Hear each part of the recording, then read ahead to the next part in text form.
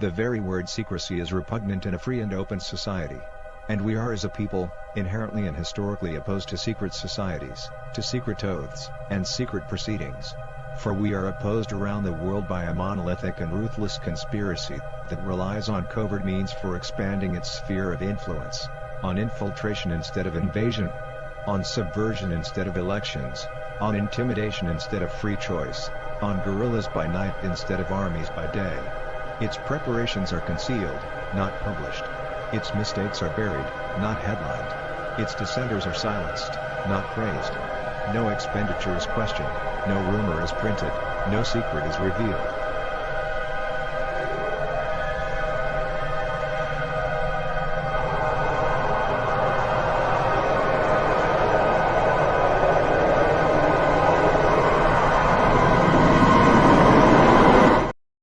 All right. Welcome to the 227th episode of the World Blockchain Roundtable. He said secrets. He said secret societies. Did he? Our hosts for today. You're supposed to change your voice too, though, right? Anyway. Hello. Yeah, there you go. There you go. All right, there's Greg. I was wondering. I was like hoping Greg would show. Oh yeah. Very good. Very good.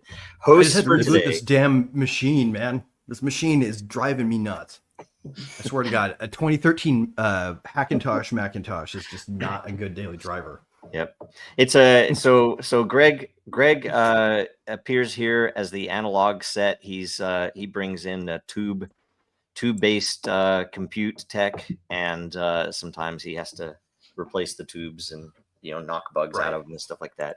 Okay, so the whole thing runs on an AI that I've built, right? So clearly I just have to figure out how it all works before the machine. That's how it works. Okay, so for today we have Lisa, Litecoin Lisa, from the Mighty Lair. We have Zach and Andrew from the Legacy Right.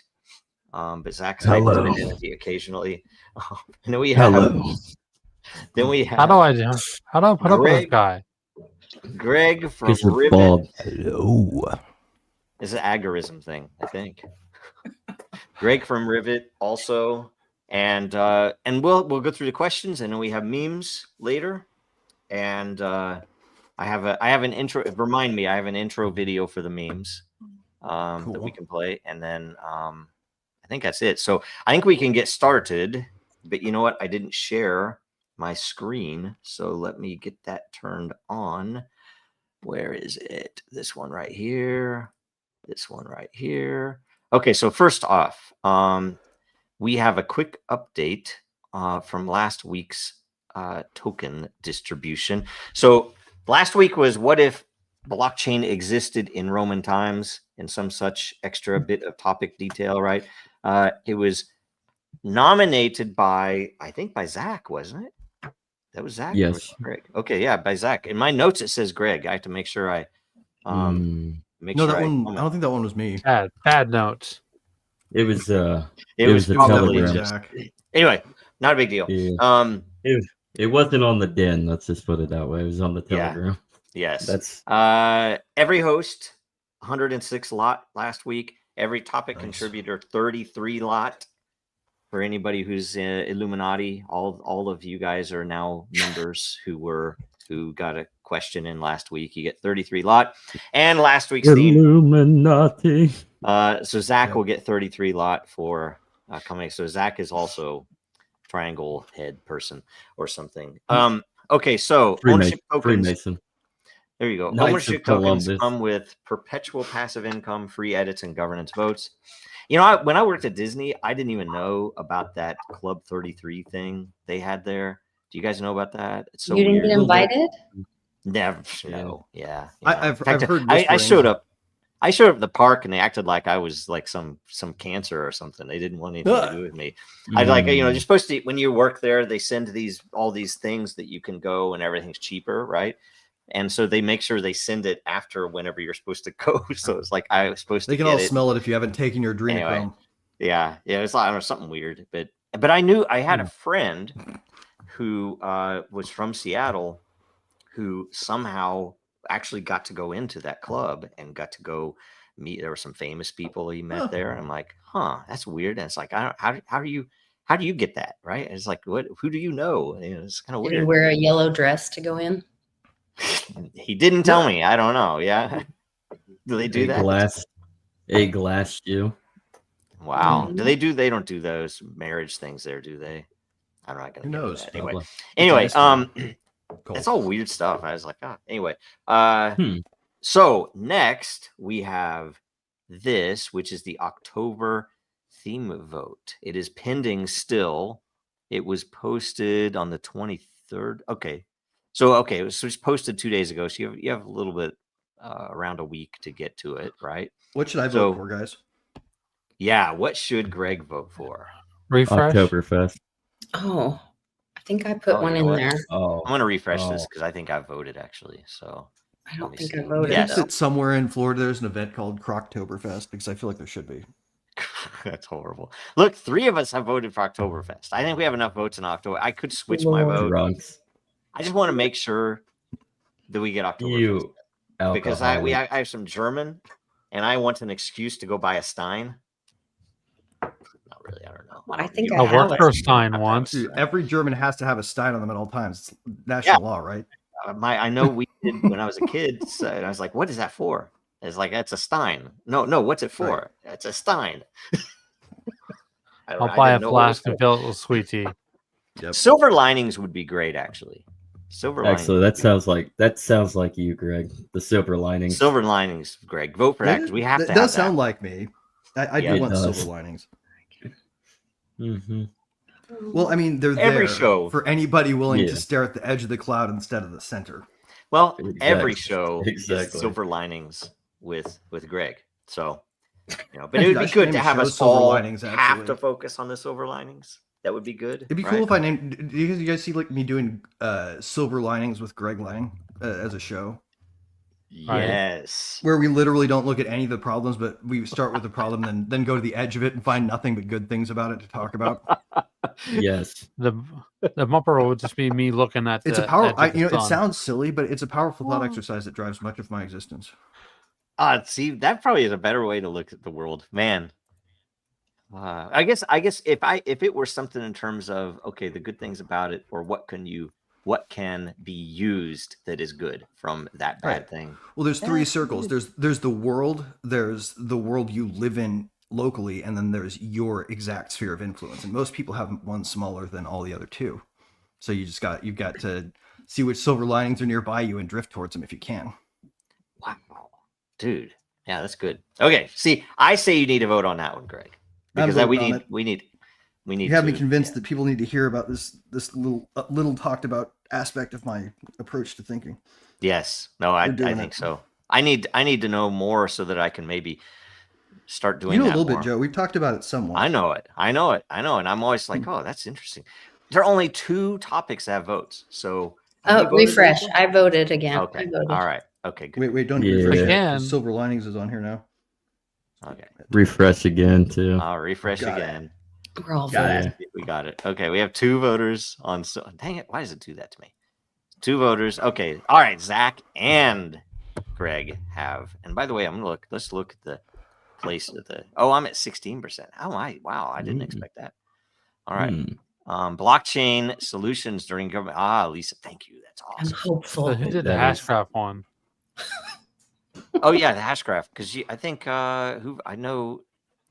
Did Dayrox vote for that? Where's the Hashcraft one? No, Is it- we just you already clicked down on it. It was time hoarder. Okay. Did I? Where's it at? There it is. Yeah, it's right there. There it is. Okay. All right. Nice. All right. Oh, okay. Yeah.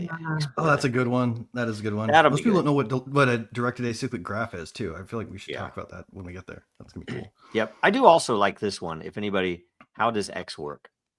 That would be fun. Mostly because that's how you learn That stuff. would be good. But Yep. We have all the nobody votes should in. ask. But nobody should ask us where babies come from.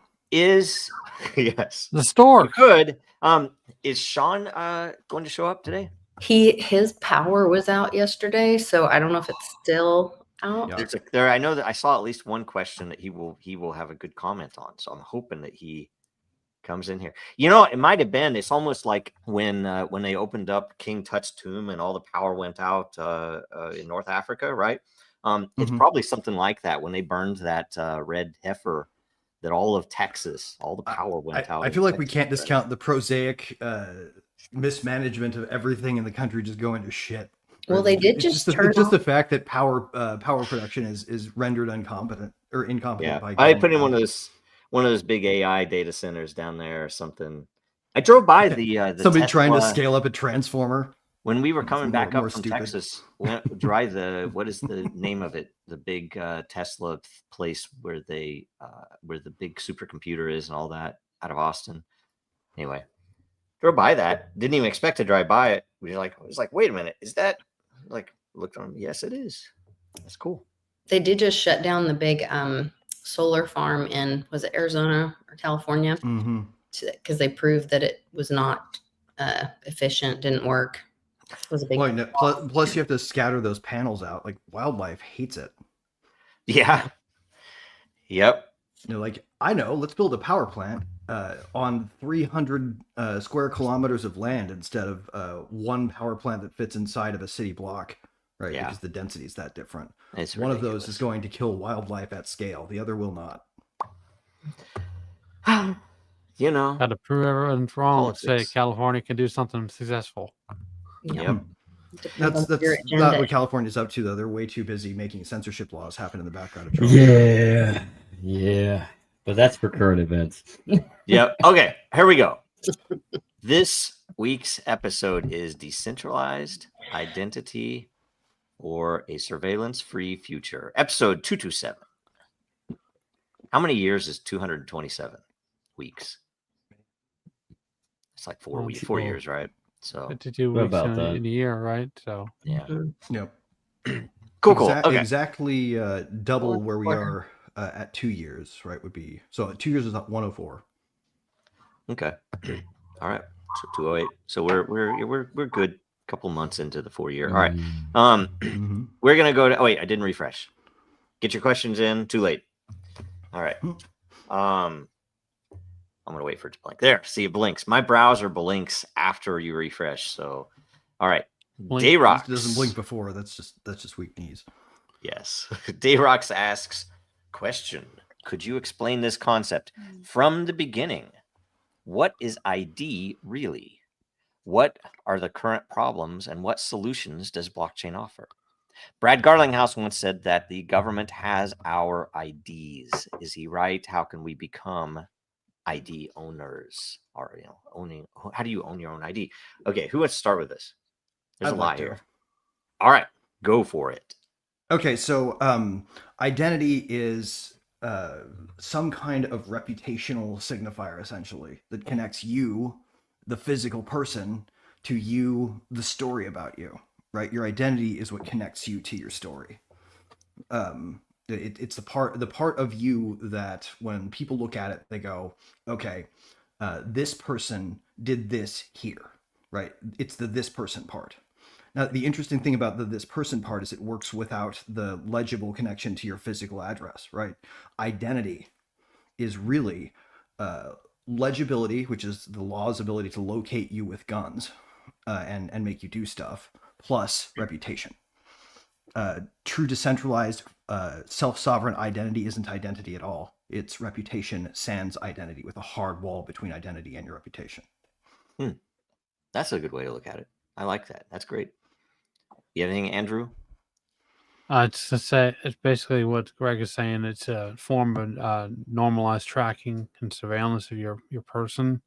Before, back in the 1800s and stuff like that, really didn't have this style of identity that we have now. I mean, people knew by names, but people lied all the time. But there was also a lot of honest people that they didn't see an issue with just telling the truth. Yep. So you're not stopping lying, people. It's just a form of surveillance, and it's a form of surveillance that creeps slowly and objectively, and you just don't have any privacy with an identity. Yep. All right. Zach, No, and nobody lied really in the 19th century. I'm sure there was, but it was a very rarity. Nobody actually lied. I mean, when it comes to the apparatus of surveillance, I mean, we've had that for a long minute, and that ended up expanding in the 30s with the creation of the straw man of your Social Security ticket. I mean, when the Social Security Act was formulated. I mean, that also goes far as like birth certificates was the initial aspect of it that preceded Social Security. That was Right. actually in the 19th century. So, I mean, it just So Zach, you have what you're a saying is that it's like it's part of your story, but it's also part of the control grid, is what you're saying. it's all part of the control grid. I mean, the difference between the 19th century and birth certificates is most people were more localized, or you didn't have the technology that expanded onto a large scale, so it was easier to miss people. Even, I mean, the census wasn't really that we have today wasn't really a big part of anything then. So, I mean, that started changing probably after World War I, really, but especially after World War II, when you have the Social Security apparatus. Yep. All right, Lisa. So I would think your identity right now, we have like you guys are talking about the social security cards, all that. I think they're talking about like how the government identifies people, but our ID or our identity is kind of like our IP, name, image, likeness, how we identify ourselves. And what the solution that blockchain brings is that instead of our IP or our identity being held or identified by the government or a third party, we could hold our own identity in our own possession, and we could be in control of our own identity or our name, image, likeness, and that is constitutional as well. Our identity is protected in the Constitution, and so it's an interesting thing, Lisa. You just said there kind of makes me think of identity as, or at least one way to think of identity is a way to. Actually, let me come back to that thought because I'm having a hard time.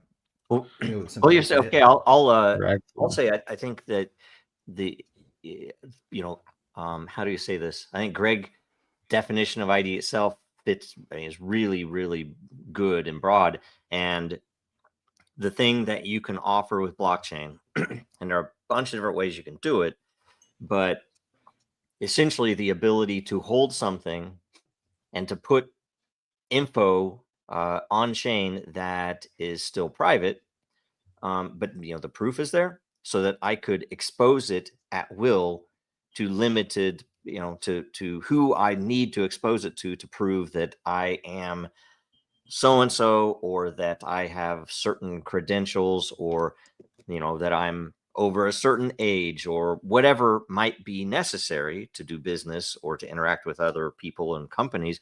And then the companies on the other side can request info that they either are required by law to do, or that they need for their own policies to do, without getting all the info. And I will say the venture capital world largely is responsible, in my opinion, for a lot of what we see right now, because everybody was being pushed in startups to gather as much personal info as you can from all of your users. They wanted you to get that. Why? Because they, instead of monetizing what you were actually building, they wanted to monetize all of those identities. They wanted you their to failure. have them there. Basically, it was like an equity store that they would build up in your business, where if it failed, they would just force you to sell the data. Yep. And and in the end, your business plan doesn't work. No problem. You've been working the data play. Exactly. Right? Google, you put in Google, because Google will even still surface this, although it might not if you start looking at it and then commenting on it hostily. It might fall off of Google, but for now, you can just put that in quotes. Data play. Yeah, that's what it was, and that's about why. And and it's so funny because the world is so cooked. It's interesting when you do the loop on this thing, that theoretically the reason that the natural organic reason for companies to not hold all that info is it's obvious that you have a honeypot there. All of a sudden, somebody's going to come in, either a bad employee or somebody just breaking into my system. When I'm holding all this info, they're going to release all that info, and it's going to embarrass me. And theoretically, the organic mechanism to prevent me from doing something stupid like that, holding all millions of people's personal info, is that my stock price would be killed, because everybody's like, oh, that's a bad company.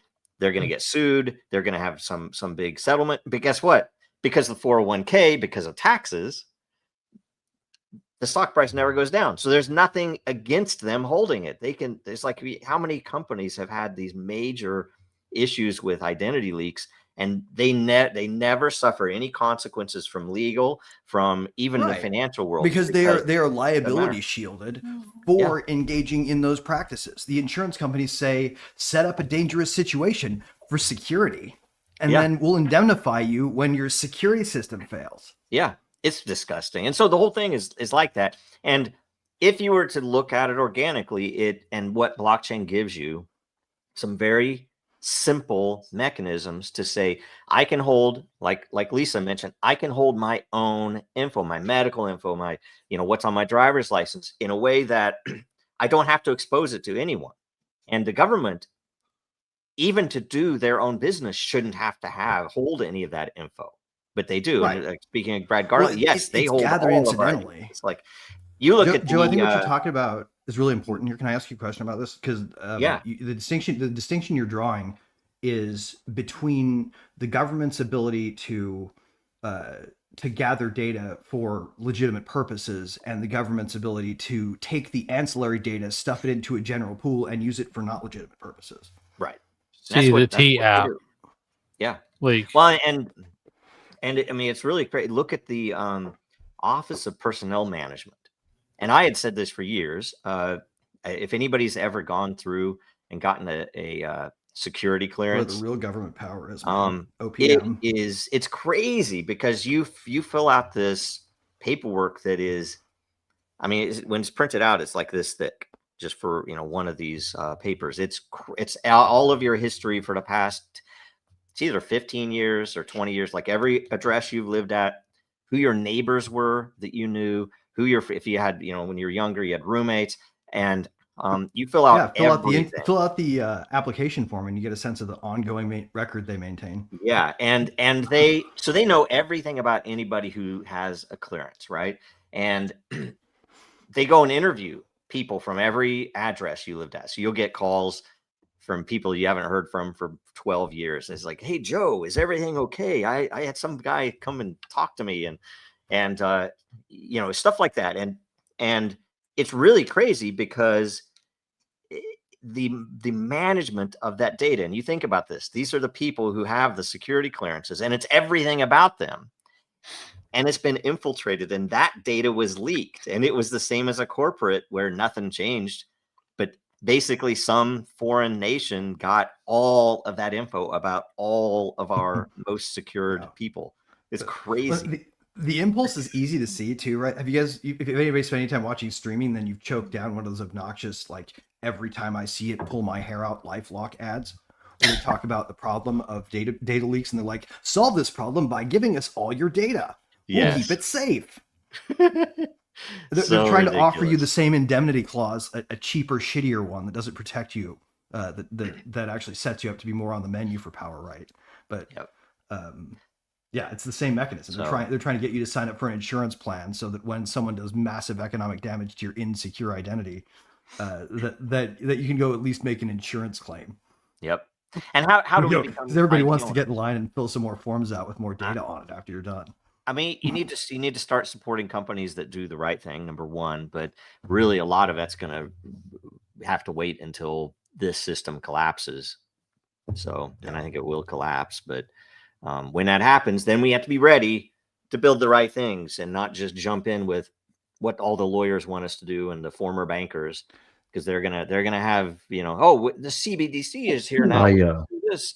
So we have to be careful. I give it about 3 years. The system's coming crashing. They might That's be what I able to heard. hold on. Yeah, they might 3 be to able 5 to. years. Yeah, they might be able to They're hold gonna on crawl all the to way it. till Depends on who they knew. 2040. Frankly, Yeah, depends They're on they who gonna might. they're still gonna be dying in the 2040s, man. But they're gonna start being relevant in the 2030s. Yeah. Well, Mm. end of this month, we could be facing a government shutdown, which I would openly welcome. I had a different Good. experience recently because we just moved to Arkansas. And Mhm. so with that, we're, supposed to get new driver's license and register our business. We're also, we were just trying to get a PO box because we haven't started building our new house next door. We're staying with my mom right now while we're building next door. And they told us we couldn't use our property address because we don't have a physical house on it yet. And so we couldn't get a PO box. Right. You can't get anonymous mail in this country. Well, you can actually. A friend of I know. mine I know you can. But... has anyway, that's a whole nother story. But anyway, so then we start going down this another rabbit hole, another awakening of how corrupt. So the state of Arkansas doesn't want to acknowledge my birth because it's from another state or that I even exist, but they want me to come here. I'm supposed to register from my birth state, not even that I used to live in another state. They won't acknowledge that. They want me to file my wedding.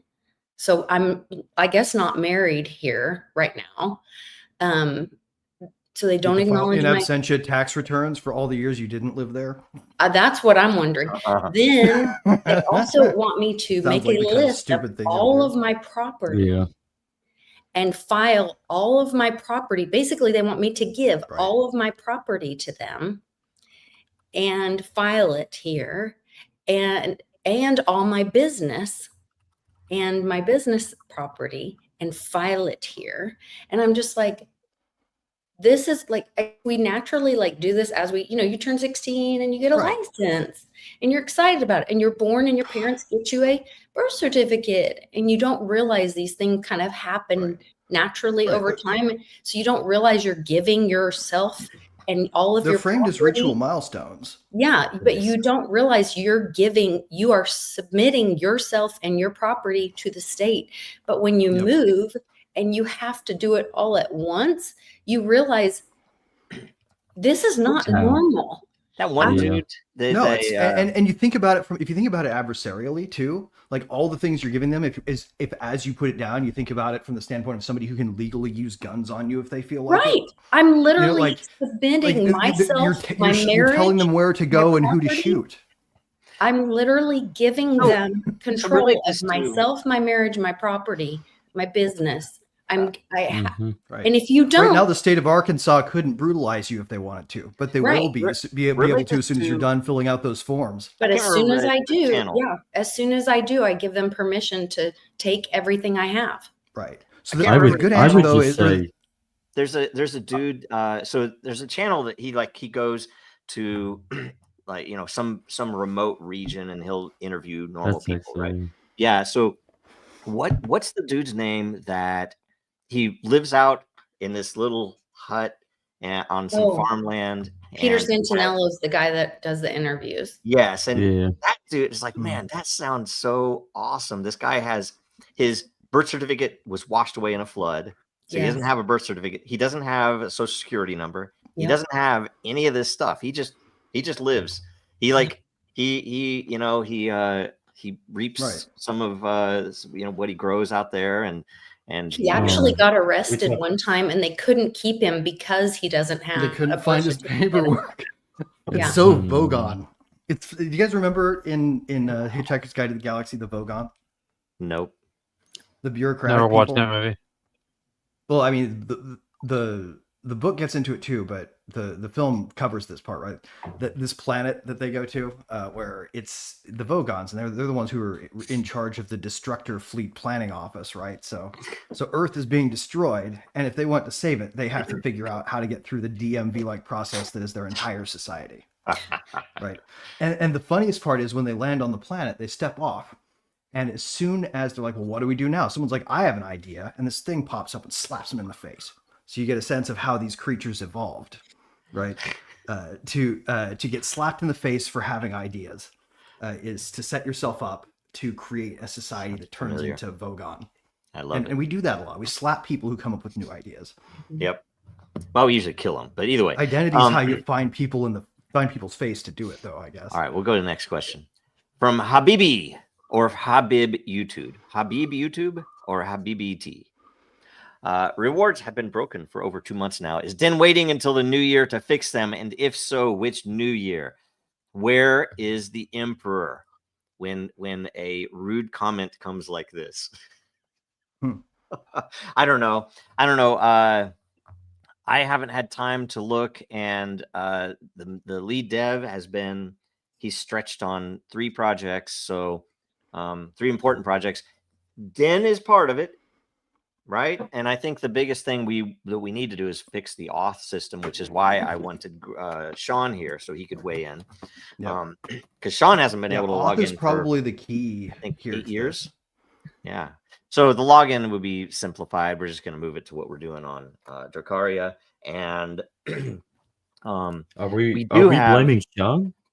Well, we're just going to blame Sean. You don't have to. I'm joking. Ever since Sean stopped trying to log in, I'm joking. And here's a cool point. Here's a cool point to this, man. Like, remember how the dragons seemed forever to come out to everybody? They were like, "When's it coming? Come on, like, we want to play the game." When? Yeah. Right? Yeah. You guys did it so carefully, and the reason it's so awesome is because you did it so carefully. So yeah, I think that's the key to this. If any of you lived through 2016, 2017, doing it right. when we were doing the audits on we did 4 independent audits on the token sale to make sure that everything was fair, that we didn't include somebody who wasn't supposed to be there and vice versa. And man, people were so impatient. And but then when it came out, they blew up, so yep. You just have to do that. And so just be a little more patient. I apologize. We do have there is a group. In fact, I need to talk to you about this, Greg. Maybe I'll call separate later today. There is a Kansas City DAO group that I think might roll into use Den, and it'll start on the simple side, just token, but I think it'll go into behavior governance too. So there's some stuff there, and I still need to work details out with them, but that's going to be a big driver too, to come in and make sure that we clean up stuff. Now the rewards there have been a couple of things. Like we had one library that had an issue. We had one where there was a connection on Ethereum. There was an issue. So I'm not sure what it is right now, but we'll look. So anyway, all right. Alt blocks. Den sucks now. I was locked out of my account for 3 months and couldn't figure out how to get back in. There's a reason why no one uses this site. Yeah, you're right. Nobody's here using the site asking that question. Yeah. Come on. So funny. Like, you're logged in now.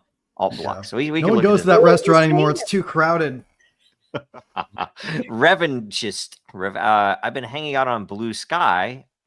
Which one is Blue Sky? I'm so sorry. Oh god. In terms of decentralized social media, it's actually pretty great. It doesn't have ownership tokens exactly, but it's better than Mastodon or Nostr. I've heard good stuff about Nostr, actually.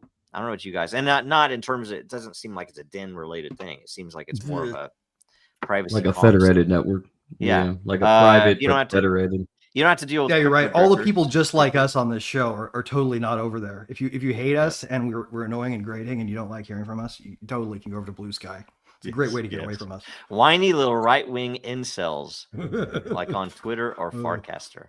I don't know, what's Farcaster? I've heard of that too. I don't even know what it is. Farcaster is one of my favorites, actually. It's like ETH dev land, where if you want to go feel what it's like to live permanently you right-wing Denver incel. 2017, go hang out at Farcaster because it's awesome. Okay, that's cool. All right, it's like all a bunch of people being creative and building stuff. It's really neat. Seriously, watching everyone in crypto cheer on the pedophile in chief while he literally wages war on Palestine, Venezuela, and throws American citizens in concentration camps makes me sick. I don't know. I think I tend to agree with this statement. Not to mention silencing dissent and waging war on ideology, just like W. Bush. Anyone voting R is an effing idiot. I think anybody voting is an effing idiot. Yeah, that's beside the point. I feel bad for the people in Venezuela, and that really got to suck to be down there. Yep. Crypto is just desperate. Mm. No one cares about crypto, and they're all pissed about it. All the smart money has moved on to AI, and crypto. Smart money, I don't know. Doesn't want to have to That's not a admit that smart the move. party's over. Watching As this crypto this person past week responds on a defend Joseph Goebbels or Stephen Miller in a desperate attempt to defend Republicans has been absolutely disgusting. All these crypto idiots are defending fascism. Can't figure out why the Democrats hate crypto. I don't know. I will say that crypto man. has Do we have become to really? junior I'm bankers. sorry. Can we largely. sidebar here? Fascism isn't what anybody fucking thinks No. it is. This has got to stop. So guys, I love you. I love your perspective. I'm not a Republican. I don't vote for them. I'm not a Democrat. I don't fucking vote for them either.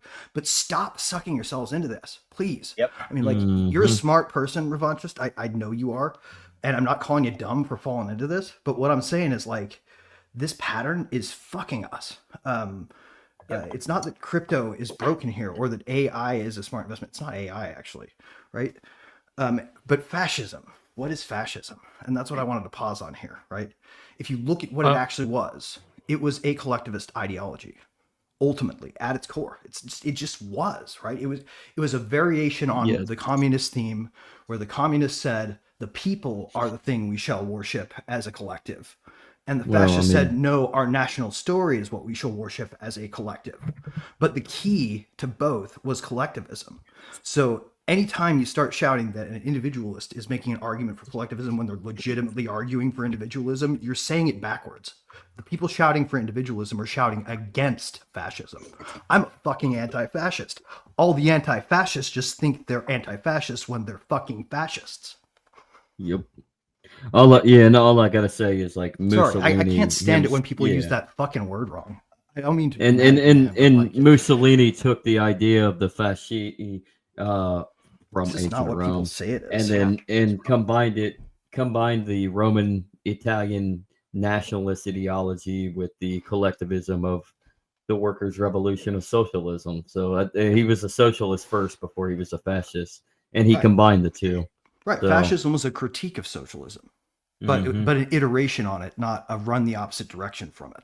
Yeah. And to say the other one, the other tool is to call people that you disagree with on the internet a Nazi, but Hitler would disagree when you say that. But the opposite of fascism is better than- anarcho-capitalism, just like it's the opposite of communism. So, Just real quick. but Hitler would have admitted that Hitler did admit he was a socialist. Yeah. So Mises was And anybody pulling that like in their head going right now, oh, I read Marcuse and Gayatri Spivak, and this guy has false consciousness. That's you having cognitive dissonance that this argument is so good and you can't fucking deal with it. Yeah. That's what I was gonna say. Like, it's basically he's getting trapped into, or she is getting trapped into the cognitive dissonance of politics. Alt Blocks brings up Edison, Austrian conspiracies about money supply and the Fed. I don't know what they mean by this. So you're saying the Austrian conspiracy about the money supply? What? They're not conspiracies.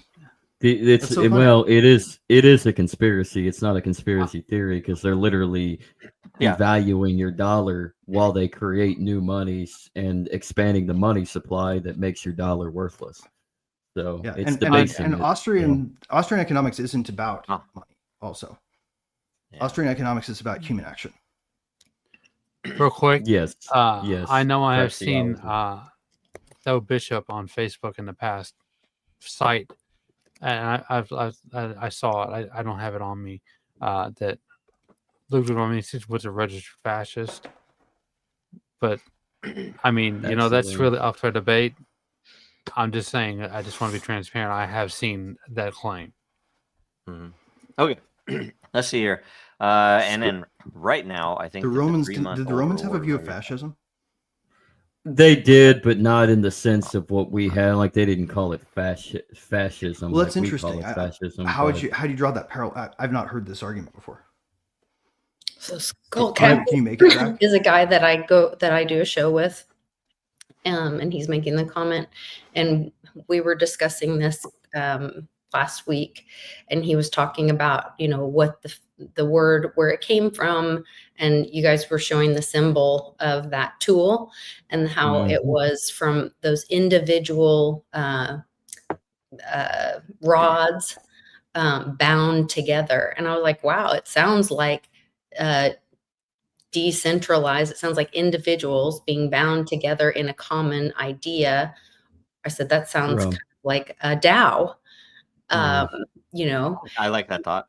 And so I'm like, fascism doesn't sound so terrible when you think about it that way, because it sounds like it's a tool, it's a hammer. It can be used for good or bad. Right, and so well, I mean that's true of all tools, right? The problem with the tool isn't right. that it That acts so that like was that, kind but of it's the that its conversation sweep we is were so having broad. about it. Yeah. Now the It's so problem cool. with Rome, the problem with Rome is take that into effect and then expand on the notion that Rome was somewhat proto-socialist as it expanded the empire. Government is a socialist phenomenon ultimately. Yeah, right. Exactly. Government is in fact a socialist phenomenon. That's probably why we should just have a king. Yep, they didn't have Oh, or something never new wars altogether either. that They gets had, the you know, best they effects had of all the worlds. social wars, right? You know, You know, that's like right. like you couldn't think about, hey, let's have a democracy that's based on randomly electing a king every 30 seconds, but we could do But that. what with is it about I mean, humans I that mean, we want do. to ask We do. permission? Like, why do Yeah. we choose to want someone to lord over us? Why are we always looking for someone that we need permission before we take a step? It's a human instinct to look above being A exploited. lot of it is because Jesus appointed Peter as the first pope, and through that line, the no, apostles. you think about it. You No. think about it. You get a village of people. You know, you kind of need some village elders to, you know, lead the way because young people won't know what the hell's going on. You are Sounds the, like a good you argument are to Peter. make if you're a village elder. Well, I mean, You are multiple Peter. flavors. You are Peter. You could Yeah, go. you are. You could go somewhere else, but I'm just saying, humans largely would congregate because I just want to hunt and eat and do other things, and then, you know, but somebody else might want to, you know, and it when you get further and further along, you get, you know, power becomes more and more centralized, and you get, you know, a lot more complexity in how you trick people into getting more power that isn't necessary, but just submitting their own power to It really all comes down I to the gotta pride of say, place of the individual too, right? Yeah, all Go I ahead, gotta say is, I mean, you are Peter, and upon this rock I build the foundation of my church. There you go.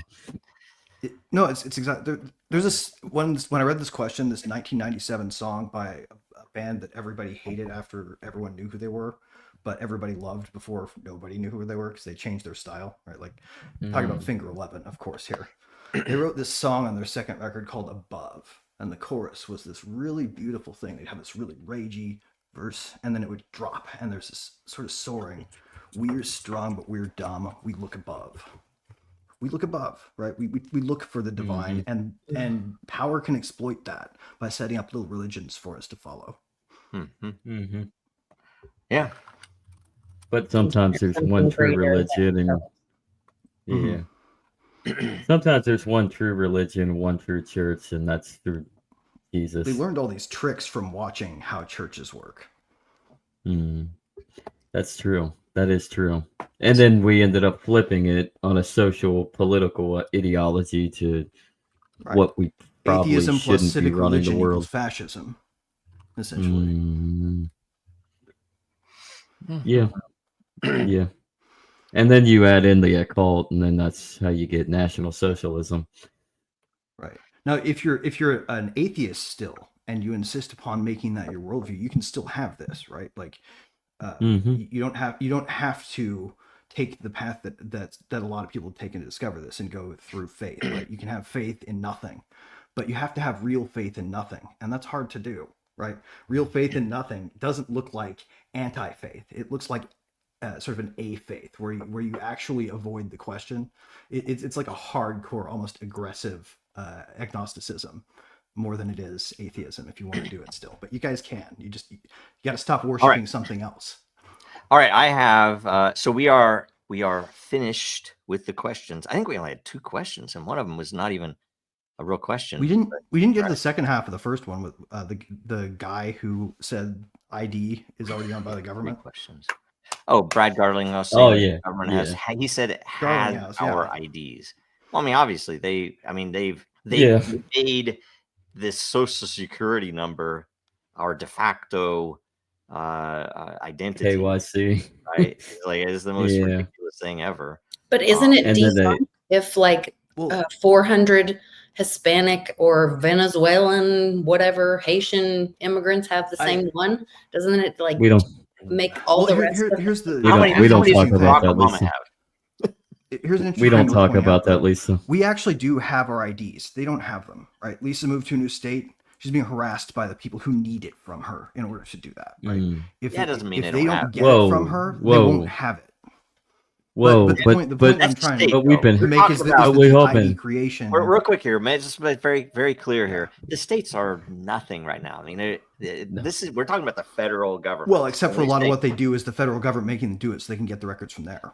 Our only hope is that the federal government. Is Well, so the states competent, the but- states are only influenced by the federal subsidy that they get. from Right, the they're doing a Fed, lot of the so- bidding for them though in the data collection department. Yeah, that's how the empire keeps feeding itself. I mean, Right, that's the but whole the reason point why. I was trying After, yeah, the Well, point I was well- trying to get at is that since you have the ID, since it's actually yours, that George Romero's wrong. But that George we don't Romero. think about this very No, who's carefully, George? or George Romero, sorry, whichever fucking guy that was. Brad Whoever Garlinghouse. said that. George Brad Garling. George I don't know, Romero, literally, the I zombie know the guy? name Brad Garlinghouse, but I've literally never thought about his thought. So if I'm being unfair to the guy, To be I fair, Greg, apologize, when you said he was George Romero, I mean, we are Freudian living in the slip, I night of the guess. we are living in the night of the living dead, so it's all good. My point was a little more detailed though, so if I can just quickly get there, I promise. This Aw, won't be man. meandering. Okay. I forgot the he setup, said. the ritual that you do when you go get your ID. That's what they have credentials. They have credentials you can get to make it part of your ID. You have to go do the ritual with them. Mhm. That's all I was Is it trying to say. ritualistic? And stuff? to Yeah, the you're and right. to the point that I Everything's was a trying to ritual. Damn it. what I was going to add is like this all consolidated where the states are interlinked with the Fed when the federal government consolidated after the American Civil War. So Republicans won, they consolidated, and the Democrats wielded the power. They didn't capitulate, they just extended, and then eventually you have your uniparty after around 1910 when the Democrats capitulated to the socialism that the Republicans were founded upon. And then you got your American fascism. There you go. Your true American modern fascism. Wow. Here's a question for you guys. Why do you think making it stay open is so important to the party in power to keep the power established? Because it doesn't seem to me like they lose much when we have little shutdowns. But the other half of the uniparty always plays big, like they're going to hold out, and they don't. So there's because the something part- that if it didn't run for like the better part of 2 Okay. years, we'd Yeah, find you have out an it's bogus. unlimited money printing machine. Okay. Yes, you've been doing well for 40 years or however long you've been alive and participating in that blood sacrifice ritual. You've been getting your money coming in. It's either from, you kill little kids over in this nation, or you do something to white kids in America. You do whatever you do as part of it. You get that money funneling in. What happens when you have a month shutdown? It's like you're on that freaking phone to whoever you've paid your millions. Yeah, but they don't to. shut down the revenue gathering Well, part. That's the only part they leave open. The reason but they some of them get the kickbacks on those spins. So It's- they it's- it's- I Yeah, but think they're not running out it's- of money during the It's shutdown. theatrics. yeah, you're If talking- they can get everybody, riled up, they get the peanut gallery screaming, and that Yeah. justifies them. But what's Yeah. It weird is to me is that theatrics. like It is Trump theatrics. isn't for shutdown anymore, right? Like he was just a little bit But- ago. I remember it. It definitely happened. The memory And now hole he's didn't get not. it yet. And now he's the Yeah. opposite. Well- And the Dems are for shutdown when they were like, shutting down is the most irresponsible thing a person could ever make happen, and it's their fault. But that's they to always Andrew's capitulate, point. and then It's they flip just to sides and get- they play the damn game Yeah. again. It's the same Yeah. But I reason want to we know put what us happens to both of them even if in the government the doesn't run for 8 months. in the memorials in DC that are just public memorials. They're just marble that they have to block them off. They have to do. It's like, oh, we want to make sure that. Well, Right, that's- we're going to that's close the the national thea- parks because the trees Yeah. need to get paid. Yes. Yeah, that's Crazy. the theatrics. I mean, what are they actually going to shut down? But in reality, if there was a full, true shutdown, they don't really want that. because I think it's because nobody would fucking notice. Well, we have history on this. We noticed in the Spain. past. Yeah, in fact, I believe what was it? I think it was either 2015 or 2017. For 2 years almost, Spain actually shut down on their national government, and they were successful. They just economically they were the best that they ever could do. If it closes for too long, it's obvious you don't need them. Yeah, yeah, that's true. Right. All right. Anyway, so we got that covered. So I'm going to play this little video. You probably all seen it, and then let's see here. Then we'll go into the memes and current events. Just to think of current events while this is playing, right? And you in the comments too. Current events we need to cover. All right. Make sure we get them. Make sure we don't miss anything this week. All right. The official 9/11 narrative is that brown people are geniuses now who coordinated the most sophisticated terror campaign ever before seen that bypassed the world's biggest defense budget and then was never able to even remotely replicate anything like it again. Honestly, I'm just impressed that people from the hidden sand village could fly airplanes at all, let alone Steph Curry half-court no-scope them into 3 really important buildings with perfect aim. That is a 9/11 miracle, and it turns out there's a lot of miracle work going on with 9/11. So let's first start with God's chosen miracle, the one. A month and a half before 9/11, this guy becomes the new owner of the Twin Towers after signing a 99-year lease for $3.2 billion. You might be thinking to yourself, wow, this guy looks very honest and trustworthy. His name is Larry Silverstein. You can't make this up. Larry did what any responsible would do after buying anything. He finagled a never-before-seen insurance policy that covered the towers for double their value. His policy request was so fucking retarded that the broker had to bring together 25 different insurance lenders to give him what he asked for, making him one of the first people in American history to get terrorism insurance on a commercial building. And as we know, days later, Kamar and Pajit Allahu Alley-oop slam dunk 2 planes into the towers, reducing Larry's multi-billion-dollar investment into a pile of rubble and the biggest insurance payout in the history of the world. Sadly, Larry couldn't make it to work on 9/11 and unfortunately is still alive to this day, roaming the earth, waiting for Satan to reclaim his soul back to the underworld. But trust me, it's not just rich that God blesses miracles with. The government gets its fair share as well. September 10th, the day before 9/11, retards at the Pentagon announced $2.7 trillion in missing funds, only to have a Tuscan raider park a Boeing 757 directly in their accounting department the next day, 32 minutes after the second tower was hit, 225 miles away. 3 buildings hit in less than an hour? Now that's a 9/11 miracle, baby. Building 7, the Twin Towers' cute little lolly sister, located 1,600 feet away from the impact site, quietly fell straight into the ground 7 hours after the Twin Towers. The news and the people that run it blamed a small office fire, but every single structural engineer ever calls that impossible. That's what the physics shows. Saying it was a controlled demolition. A perfect controlled demolition of an intact building. It is too bad engineers don't believe in miracles. Total miracle death. Now I still have some questions, and they're questions that miracles can't quite answer. Why did Leslie Robertson, lead engineer for the Twin Towers, say that she literally designed them to withstand the impact of a Boeing 707 airplane? Until 9/11, no steel structure in history has ever collapsed due to a fire. So how the did it happen 3 times in a row in one day? Why did hundreds of survivors report explosions? There was a heavy-duty explosion inside the lobby. This is a big explosion. Continuous explosions. Floor by floor. Yeah, detonated. To take down a building. Boom, boom, boom. Why did 3 of the plane hijackers have a U.S. Naval Air Station military base as their primary address of residence on their driver's license? Why did NIST admit they deliberately avoided searching for explosive residues in their official investigation? Why did a dozen independent researchers find thermite and explosive materials at Ground Zero? Why is it okay for this to do whiteface, but when I do blackface, it becomes this huge problem all of a sudden? Who is E-Team, and why were they a group of Israeli artists living in the towers with unrestricted access leading up to 9/11? Speaking of which, who are the dancing Israelis, and why were they jailed and deported for filming and celebrating the towers collapsing? Here were revealed as Mossad assets who were arrested after cheering and high-fiving and videotaping the crash of the airplanes into the World Trade Towers. Why did thousands of the world's top engineers and architects form an entire organization to challenge the official 9/11 lies and narrative?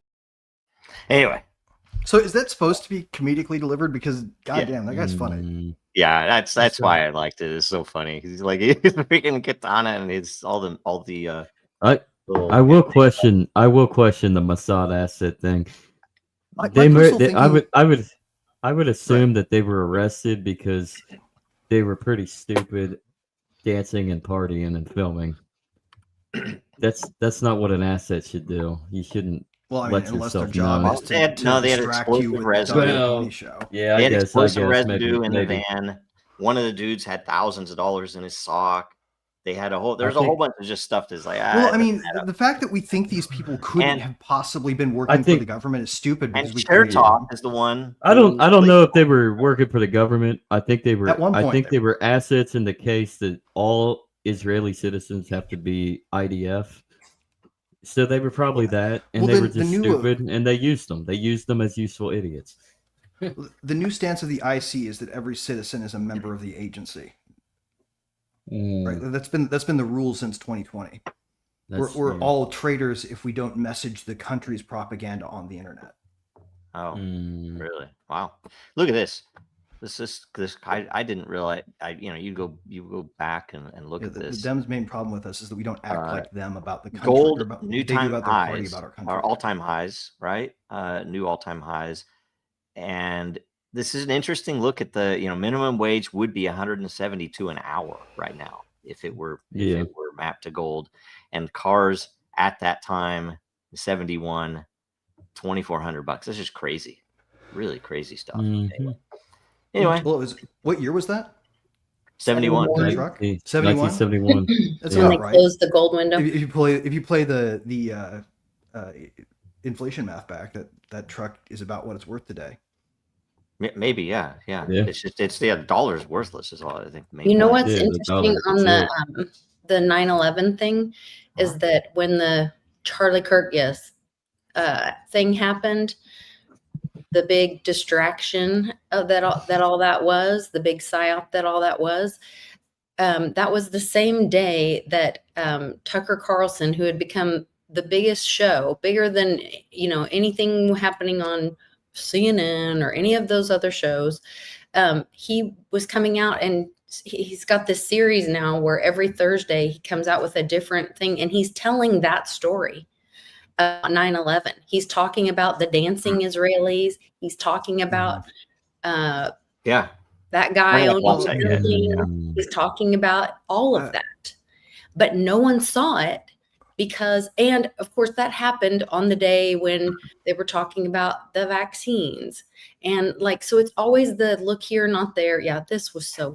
I didn't watch this, but I didn't watch all of it, but it looked like a wrestling thing. And I will tell you, looked like a Trump rally. The hand. Okay, so I am a homeschool mom, and part of our homeschooling is we use sign language, because when you speak something and you do a dancing or movement and you say it out loud, you're like writing it on your brain. And when you move, you also help with memory. That using your left hand, and you can Google it, search it up. It does not mean the same thing. You're supposed to use sign language with your right hand or your dominant hand. And so the fact that she did this with her left hand is significant. And that is the horned hand. You can look it up. That's not the I love you symbol, people. Wake the That's what I was saying. I was like, oh, okay.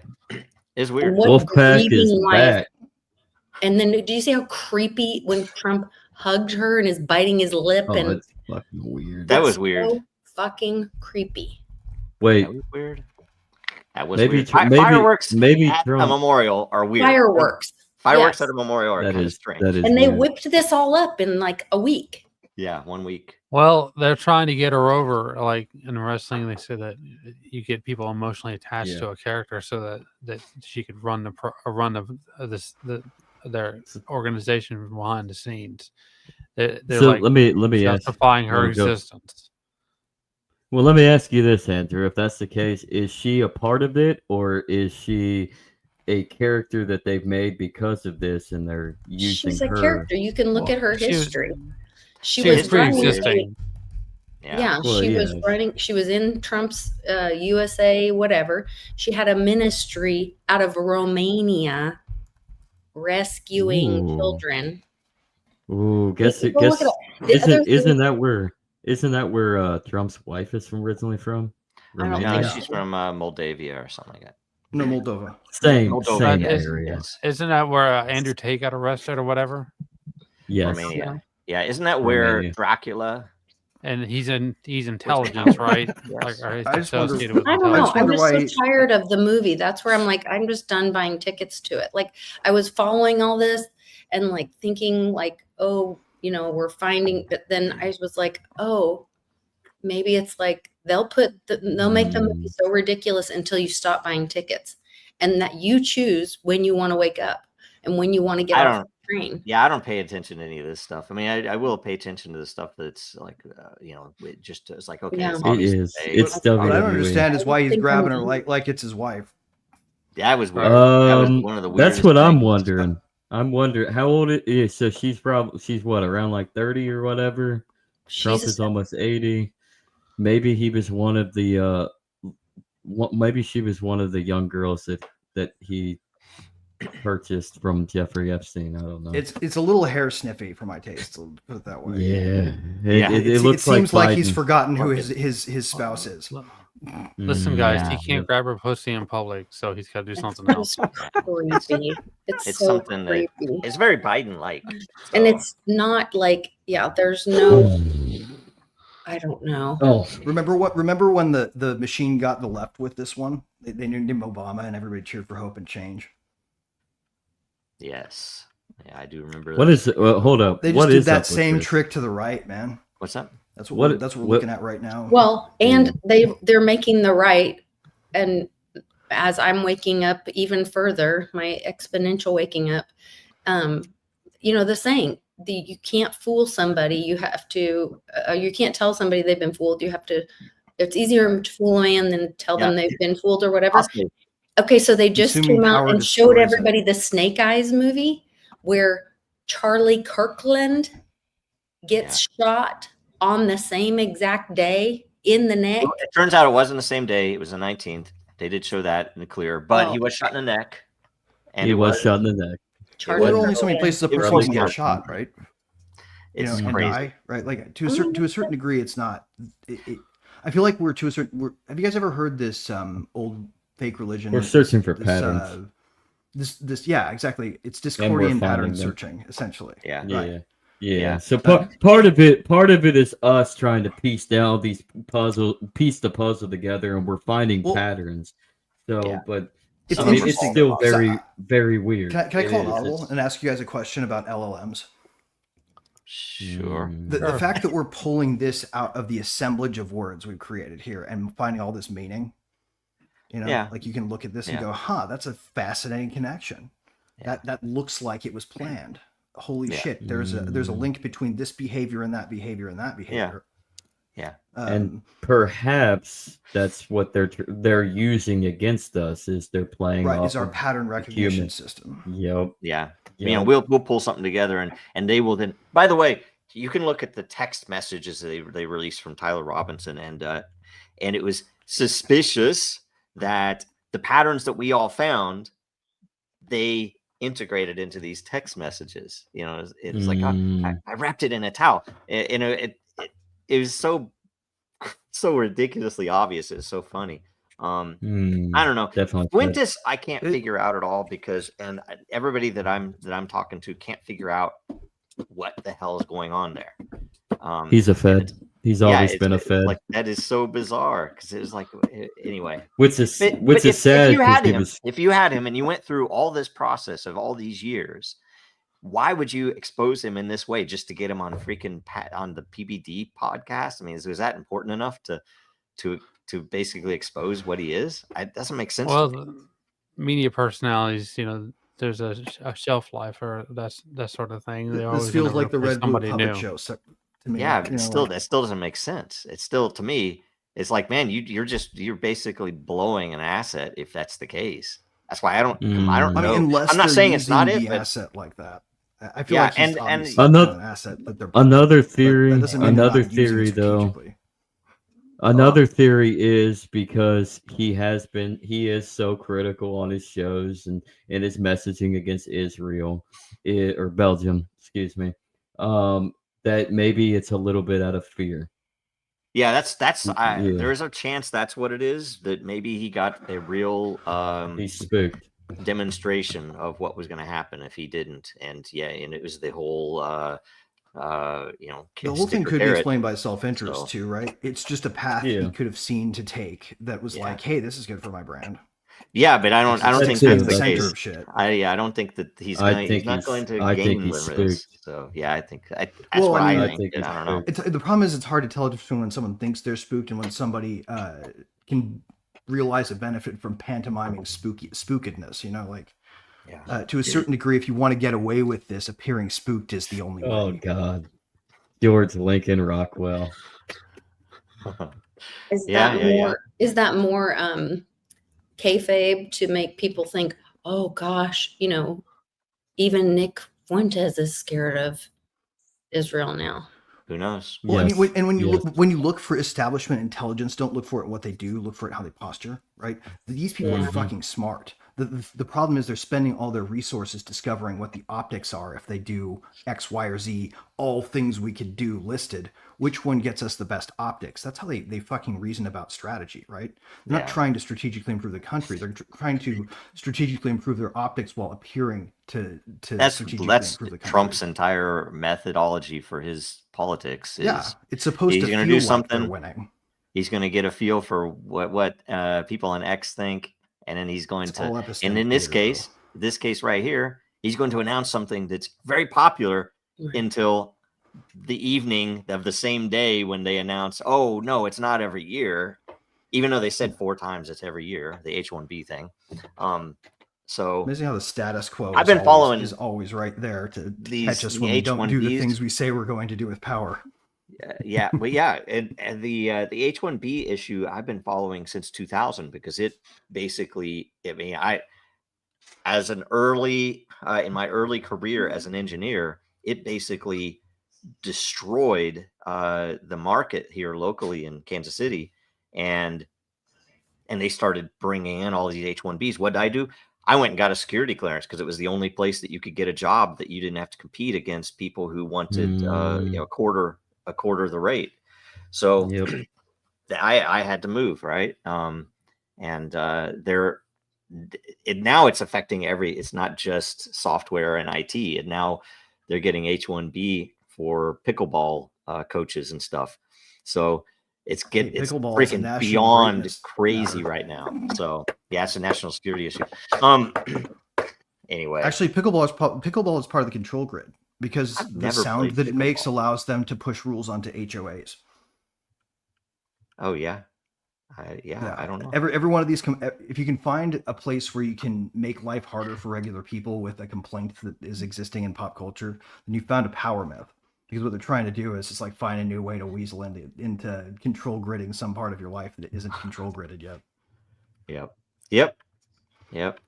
Man. Can you imagine having that much power under your disposal and do whatever you wanted? Who? But being a dictator like that, yeah. I mean, that's scary levels of power. If I had that much power, I'd set at work immediately dissipating it. But we all know that person in that position doesn't. That they're put in that position by the people that really have the power, and they're just the puppet. So they're scared for their life at every moment, because if they don't do what they're told, they're offed. They're the least powerful person in the world. Right. They have no control of their life. I'm leaving this one up remember until that short story, The Lottery? You guys remember The Lottery? The short story? Where like the people would all get together once a year and draw lots and then kill somebody. Oh my God. Oh, no, really? Draw lots? It was this like dark short story. It was this dystopian dark short story. Who they choose? No, one person has to be killed per year. The system says so. And everybody is required to vote, so that everyone shows up and we vote on who dies because the law says, right? It's sort of a commentary on Kafka-esque proceduralism, where you just do something stupid because the rules say so, and it causes everybody to get hurt. Oh yeah. What's that? But- What's the study? But the reason I bring it up is because we kind of do the same thing with our politics, right? We loved Donald Trump. In fact, he might have been, when he went in, a good guy, but we were like, I'm sorry, Samwise, but it's your turn to carry the ring. We all vote you. And they shove it on his fucking finger, right? And who knows how that person's going to react to it, but nobody has remembered that we're still supposed to be trying to throw it in the fire. Okay, yeah, that's true.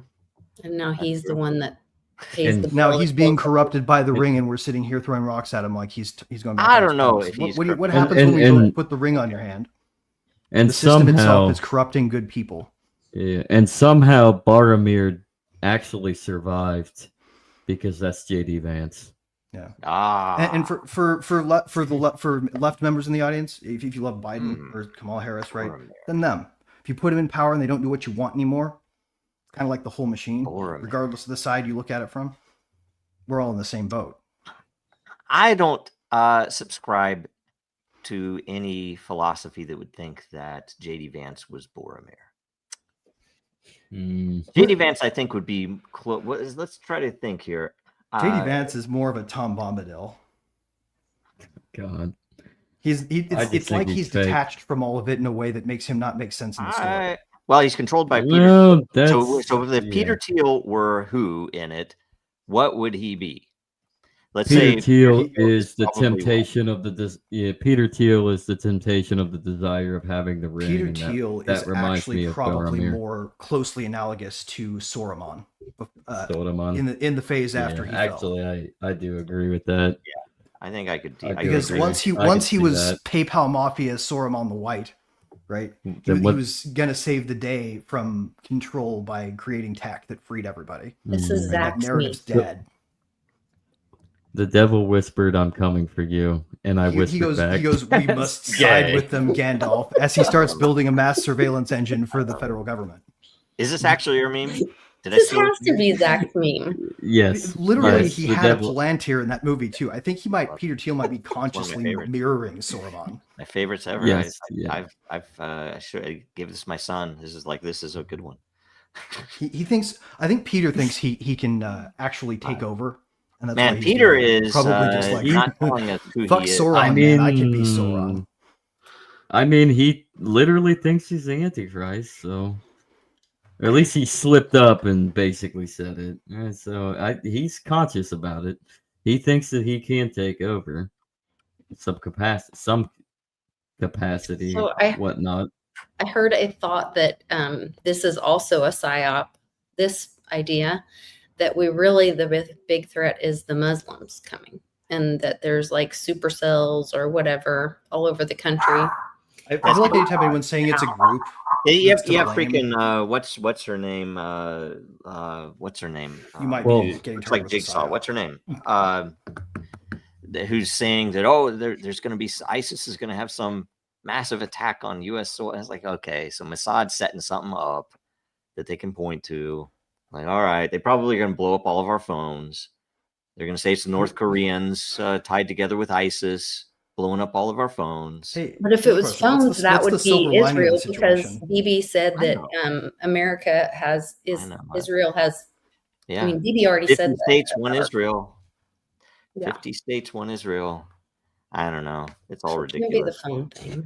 Yeah, and it's not the Muslims. I mean, it's like the same thing they're doing in the UK. Yeah, now. well, Who brought 'em? yeah. Who brought The 'em?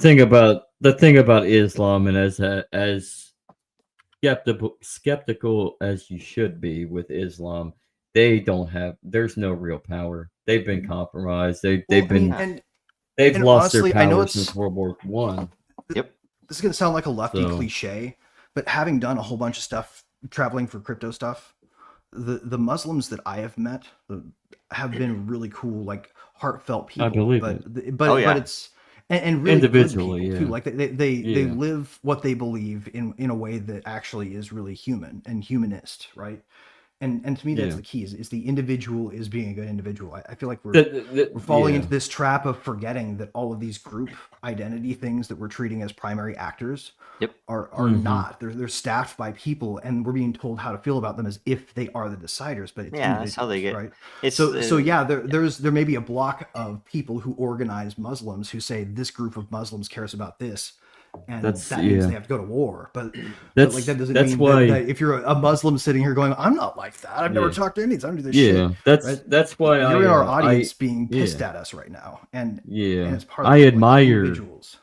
I admire moderate Muslims that actually they're able to sit down. They've escaped the Islamic world.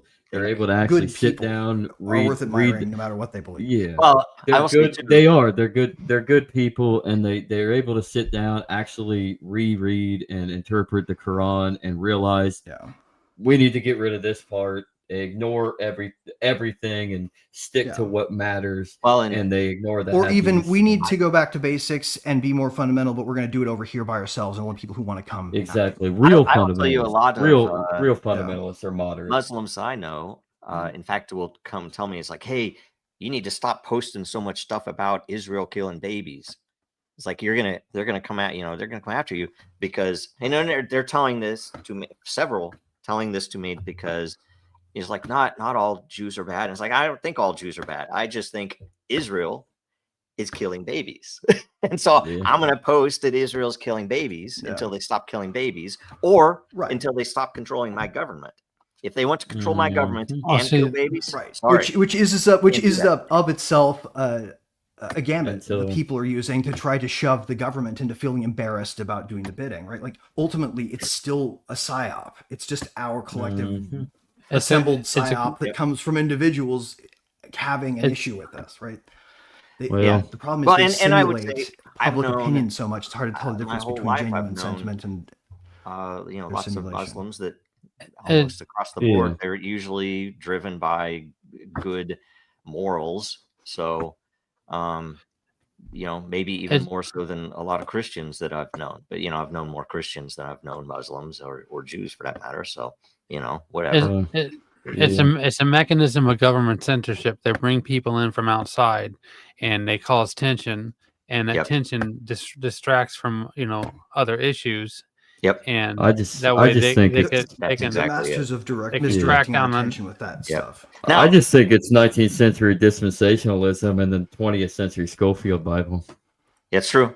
So I want to know about this. No, this is my take from now on. By the way, sort of desert religions, willful ignorance, and proud of it.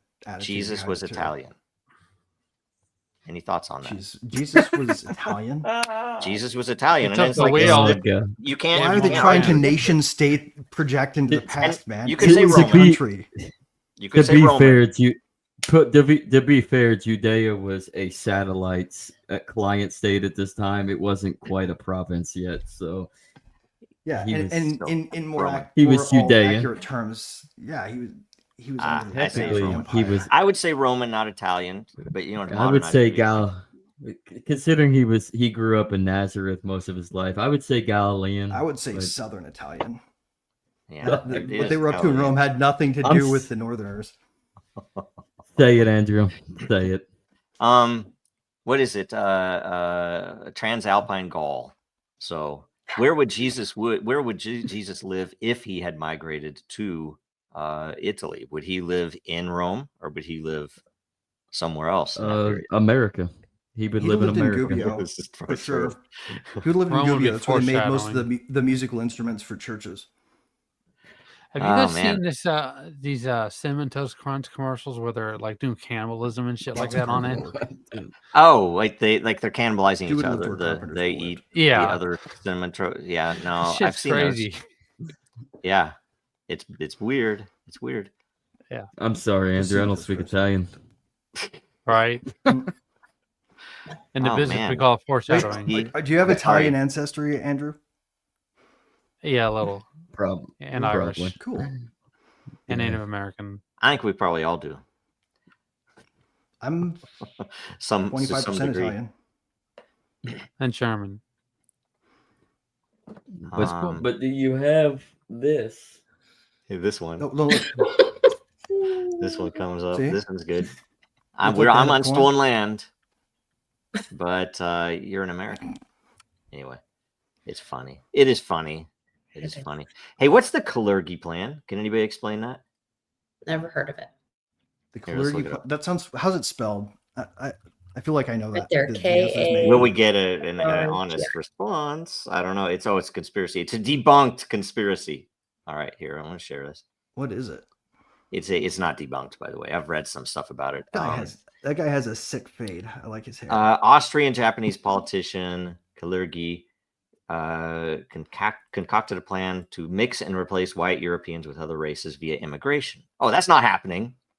Conspiracy theories most often associated with European groups and parties. Dude, Memes importing promoting it. power by having other people come in is like an old tactic of power. It's almost like you can tell if you searched Wikipedia for debunked conspiracy theory or debunked or far right conspiracy theory, you would find most of the truth in the world. I think, frankly, right? I don't know. Is that a silly thing to say? I think that's probably the truth. This one is good. This one I do like. This one's funny. That's good. I don't know. I think it's great. And I can't see Zach. I know Zach's cracking up at this one. So, you know. Yes. And The Onion occasionally still gets a good one in. That one was very good. What do these people know? Grok finally has given up.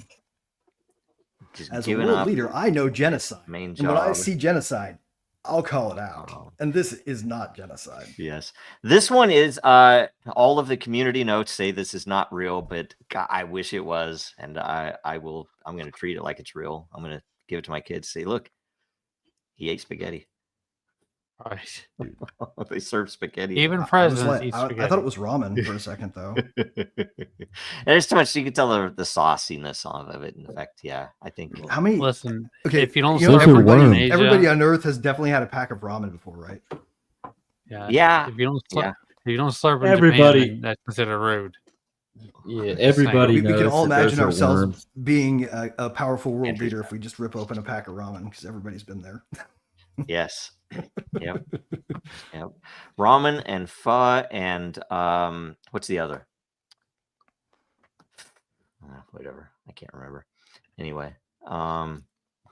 So yeah. Pretty much. Yep.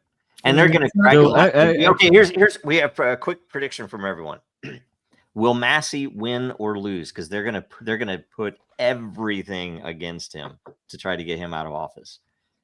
So he's gonna win. Yeah, He's gonna win. But he's he'll gonna run for win. president He's an eventually, archetype. and then he'll turn like everybody else. No. He's one of the places where you can get a sense of reality. Here's my prediction. 'Cause this is how they're gonna get him out of office. He's going to have the votes, but they're going to manipulate those votes and make sure that he loses. Water main break, right? Yep. Yeah. All of Kentucky will have a water main break. Yep. And they're doing the attrition approach. They're doing the attrition approach to this guy. They will not make him lose. They will try their best to make his campaign expensive and difficult. Because what they're really doing is grinding on him. They can't take his base from him because he's an individual who has an audience. He is. Right? That's where you look for outliers in electoral politics when it comes to legislators, right? Yep. The ones who got there not because the party gave them support, but because they had their own base of fame to start from. But he even had a little sketchy. I can't remember what it was. Okay. All I can say is, Thomas Massey, I'm with you. I'm not into politics, and I'm also across the river from your district. But I'm with you. Move in there. Yeah, you should move in there so you can vote for him. His wife was killed. You know how easy it is to redomicile? It's awesome. What was his wife was killed? Say you're living somewhere within a couple of weeks. Died. Did something else. Didn't she died of like cancer or something? Yeah, I don't know. Yeah. I don't know. Anyway, it was very sudden. Okay, we're gonna start this now. Someone explain this meme.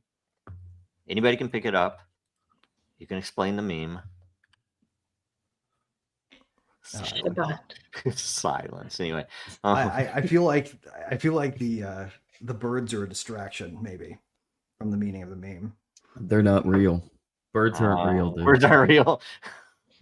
No, they're government spy drones. That's right. No, so really, what's going on here, I think we can say, is that one guy is using the surveillance instrument as a weapon, and the other guy is secretly being told things from his different surveillance engine. I'm guessing the black bird represents Enigma, and the white bird represents the U.S. security state. This segment is bearing fruit. That's actually really good.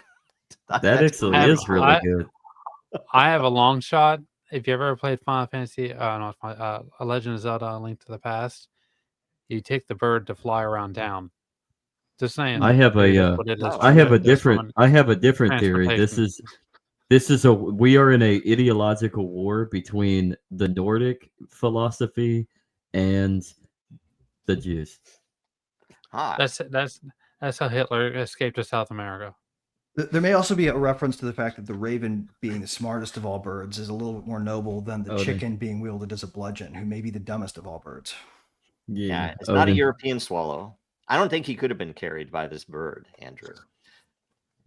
Well, it's in Legend of Zelda, anything can happen. It's a video game. Oh man. Anyway, so if you guys don't know what it is, you can look up chickens and what sacrifice. You guys see any Photoshop artifacts in there anywhere? I'm curious what the original images might have looked like before they were slightly adapted. Those are I've seen originals. I mean, those are both real. People are in the background of Hitler in a picture and they're smiling. Yeah, that's Photoshop. Pro tip: if you want to take apart a meme, one of the best ways to figure out what the original creator did is look for the original images and see what they modified. I think that I wouldn't be surprised if that woman in the background behind Hitler is my adopted great grandmother. Really? Wow. She is a Nazi secretary, actually. All right, next one. I don't know, that kind of looks like somebody who is pretending to be a woman who's actually someone explain this. Probably. That one. That's a great optical. That's illusion. a dog wearing a cap. Neuroscience, man. This is a neuroscience trick. It's that playing is with cat our in the brain's hat. ability to detect boundary edges. Yeah, the cat's angry, the dog's happy.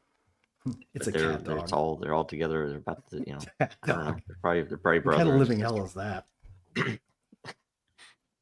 All right. The dog's Here's head, another one. right? Like you guys have seen Cat Dog.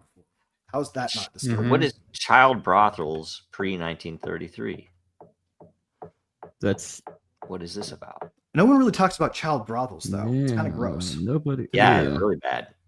Yeah, it's not exactly dinner conversation. It's something saying, I think, that child brothels are what brings Hitler. Just like burning the red heifers brings what does that bring? The Antichrist or the Jewish Messiah. So bring the red heifers. That's mystery called apocrypha. What does that mean in real terms?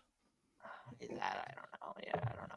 Anyway, this one's what good. the Antichrist or no, as in the message Hitler. behind the idea of suggesting that child brothels somehow emerged Hitler as a phenomenon. We're ruled by a bunch of. We are ruled by a political elite of pedophiles. For no reason, but that would imply there's a continuity of world Hitler. government that's existed that we don't see. Always was. Yeah. I don't know. It's a meme. It's considered pretty much obvious. I feel like that's embedded in the chaos of the network as opposed to a linear path selected by a ruler. What is it? What is the other term? Real quick, guys. The other term is Weimar solutions. Or sorry, Weimar problems bring Weimar solutions. That's it, right? Pretty much. Yeah. It's a nice. But the problem is that our leaders have bad solutions. It's that our leaders think they can have solutions. Yeah. I'm on the condition as opposed to a leader condition. Yeah. Okay. Yeah. I am on the wonderment of like video games telling a story of what is real, even if they don't know it. So like when I look at Assassin's Creed, oh yeah, that's the truth. Like there is a secret war in the shadows between two powers for world governance. It's an allegory, essentially, yeah. or an encrypted narrative that's designed to tell a story that people feel is true, but putting different trappings around it so that it's either safer or because they need to fill in a gap of the story that they don't know. Yes. Actually, my favorite one was actually Rogue, because you actually got to play as an assassin turned Templar. So you got to see the inner workings of See the the other Templar a side. little bit more. And then That's I started wondering, like, maybe the Templars are the good guys. Well, I mean, that's the ambiguity of Yeah. Assassin's Creed, right? The people who are diehards about individual freedom are the assassins, but that doesn't make them good. That makes them Yeah, extreme. exactly. Yeah, exactly. It's actually it's the fact that the secret war creates a tapestry for life that looks like history that makes that game interesting, right? Exactly. But exactly. liberty exists in the middle of the push and pull between them. Yep, exactly. You know, Yep. maybe we need our adversaries is what Assassin's Creed poses. Well, Mhm. I mean, power Or- and liberty are neighbors. And we need them to be our Well, yeah. adversaries, right? Like to a certain degree, locked in eternal battle is not a bad homeostasis if we look at the other possibilities and compare. Mm. Yep. You know, like maybe the fight we're all having should stop being so existential. Huh. And It just and shouldn't. start being more like maybe we should all enjoy the kayfabe a little more and start. I'm gonna taking go part touch ourselves. grass now. I'll see you guys later.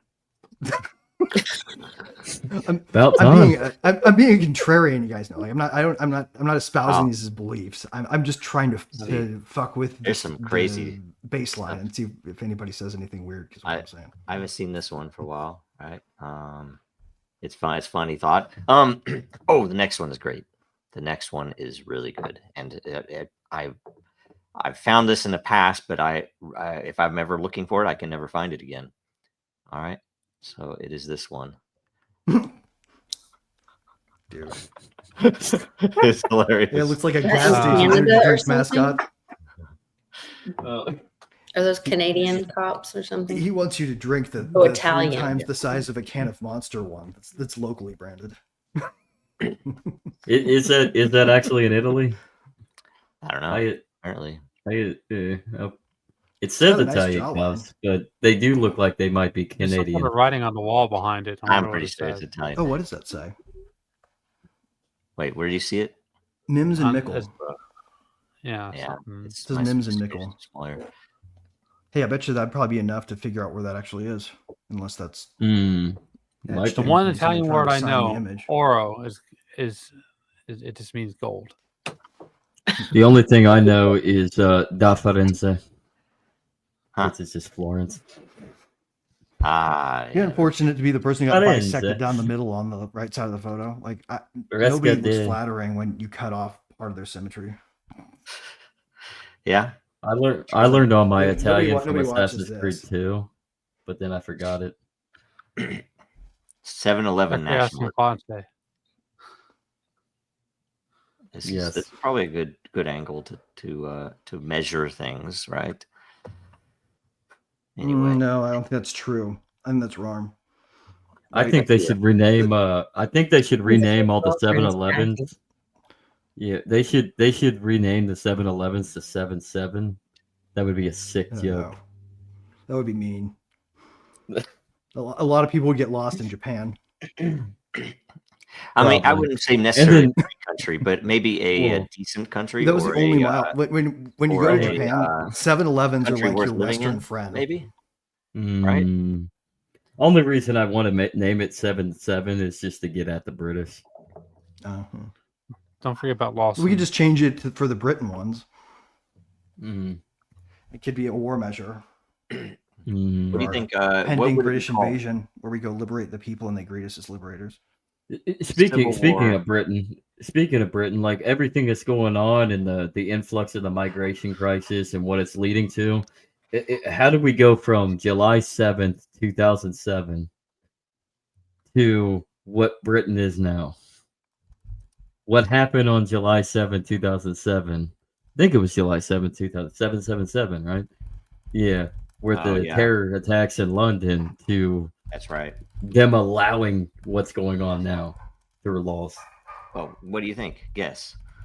You know, who did it? Who controls stuff? Right? It's like I'm trying to be nice toward Israel right now. yeah.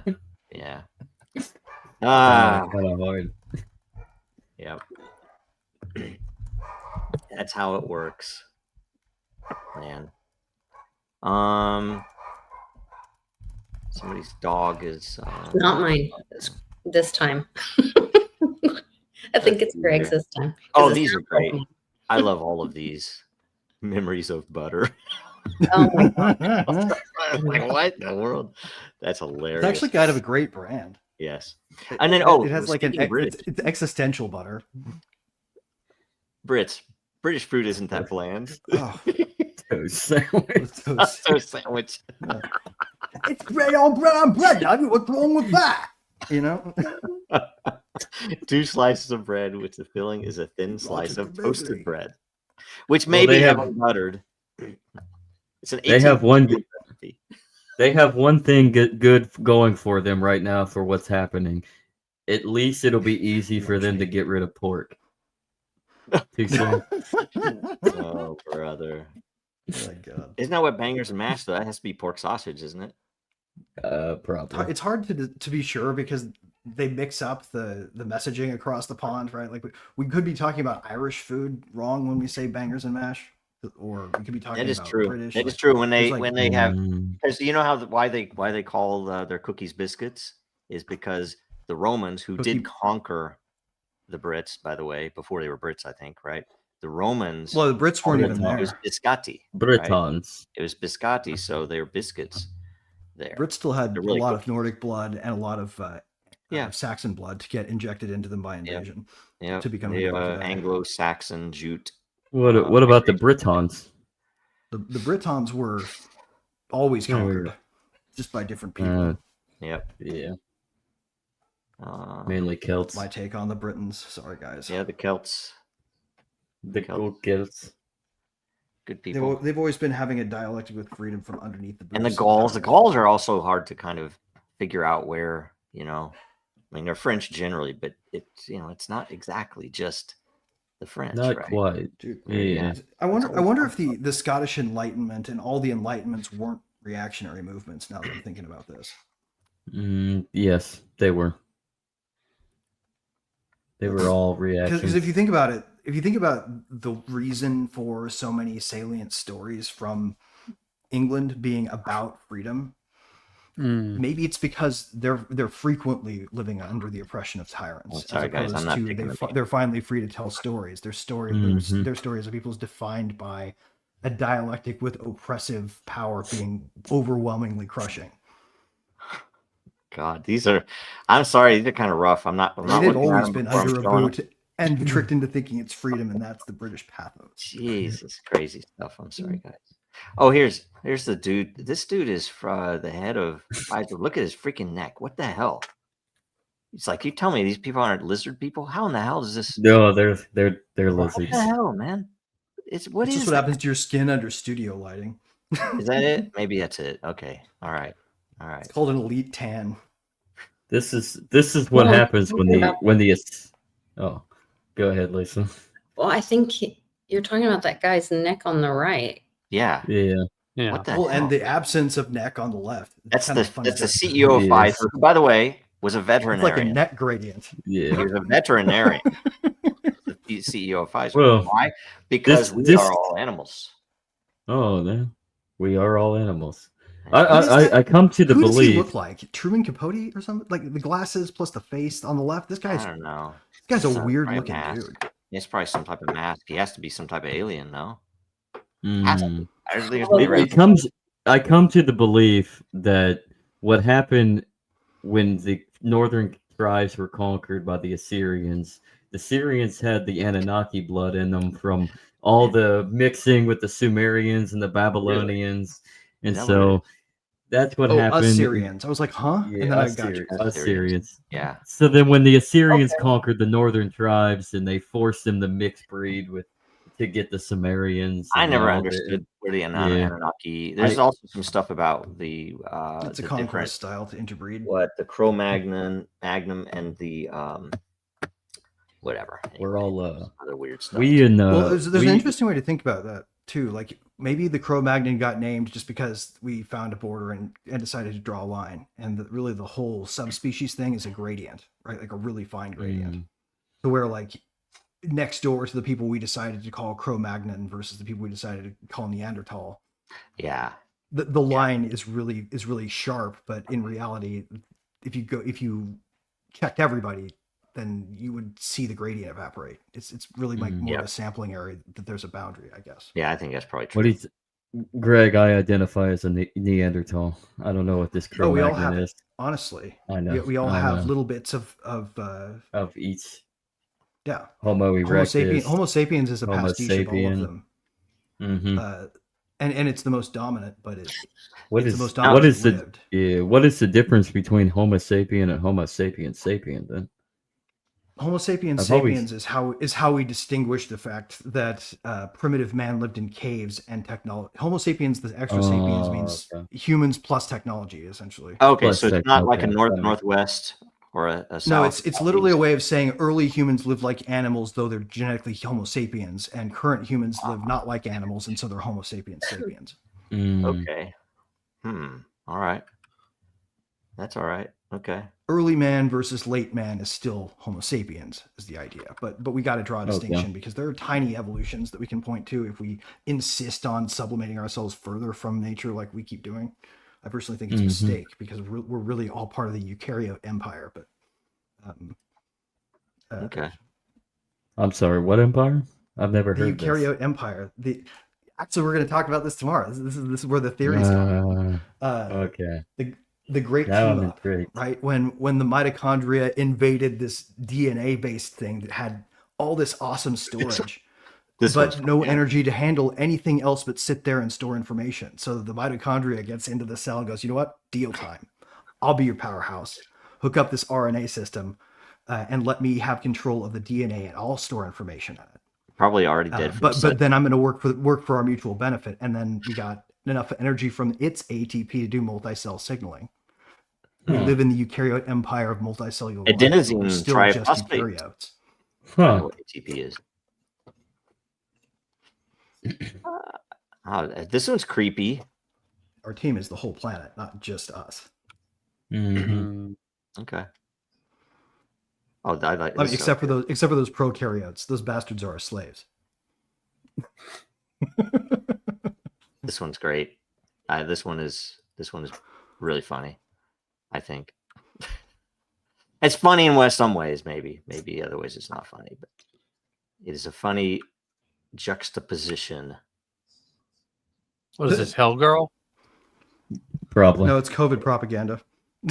Wait, is it really COVID propaganda? No, it's a black. What is it? Note. Then that's L, Death Note, but Death Note, Hell Girl was another one where they did it on computer, and basically it's a rip off. Really? I never heard it. Yeah. Anyway, it was funny. Let's see. It was on IOC a long time ago. That's a good one.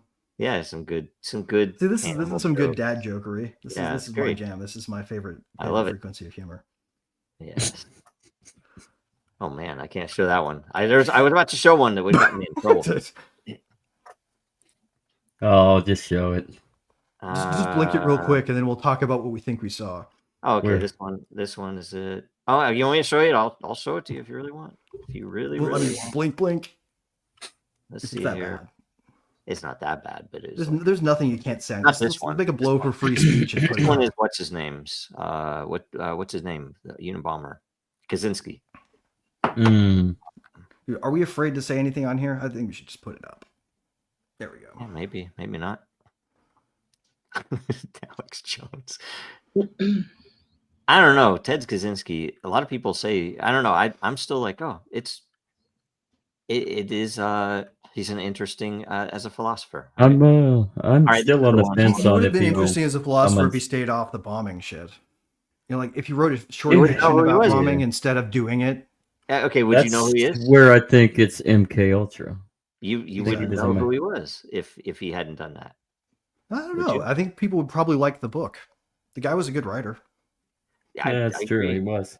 And I mean, kind of a waste, honestly. That's the sad part is he was smart. Yeah. Well, it probably just drove him crazy with what he had to deal with. Yeah. Well, he drove himself crazy. I can for one. I went to live in isolation. I can. What's the word? I mean, I could see where somebody could get driven that way. So anyway, Right. Self-imposed solitary confinement's a hell of a drug. this beautiful scene from some war land, because I think that's what is that? That's I believe this is an illegal, like a internationally illegal. What is it when they drop magnesium on fire to burn everything? It's pretty. Oh, It's it is pretty. That is. It's kind You of can sort of empathize with scary. people who want to watch the world burn when you see this. Yeah. Mm-hmm. And you can guess who did it. One of our allies. Guitar. Creepy. It was Guitari. Yeah. It was Let's see Guitar. here. I ain't dying for Guitar. This one you dude. can't hear the audio, but this one's like kind of crazy. It's like, whoa. It's like I don't know if it'll have all the subtitles. I wanted to see what Zach and Andrew think about these, but I'm not playing the audio, so you will never know. I believe that what Leo the 13th saw in the 1890s was truly Jesus arguing and debating with Satan, and Satan saying, "Give me 100 years," and Jesus said, "We'll be resilient." God said, "We'll be resilient. You have 100 years," and we are in spiritual warfare. Yeah, that's probably true. Either way, So, yep. because it's starting to make sense. It wasn't. I truly believe that he actually did have a vision. I don't think it was a dream or anything. I think he actually saw something because he was shaken, and then he wrote the St. Michael prayer for spiritual warfare. Really, I didn't know this. That's cool. Ergo And then what's interesting is what correlated after that, besides the fact that you had the central bank in World War One, but during World War One, as it closed, you had the sighting of Our Lady at Fatima in 1917 to the 3 children in Portugal, and she was very poetically prophetic towards World War One, the end of World War One, the Spanish flu, and then the World War Two. And then so it's pretty interesting. So that both correlate with the world wars and beyond, and Bolshevikism. Because Our Lady at Fatima spoke highly against the communist regimes that were filling What's the void. Difference between Bolshevicism and Bolshevism. Bolshevism. I don't think it. Sorry. I thought you remove the K. Word. No, Bolshevism. Bolshevism, evil stuff. So I actually kind of like Bolshevicism. There's an idea. I do too. I do. I like that better. But do you guys think that the Romanovs were killed in a blood ritual? Bolshevikism. Yes. Yeah. I'm almost certain it was. The way it was done, it's pretty bad stuff. Yeah, it was pretty bad. Read that stuff up. Sometimes they post it on the anniversary, right? That's dark. Yeah. Just because the communists were effectively atheists in their realm doesn't mean the ones that were in charge of it were not satanic in their ritualistic practices.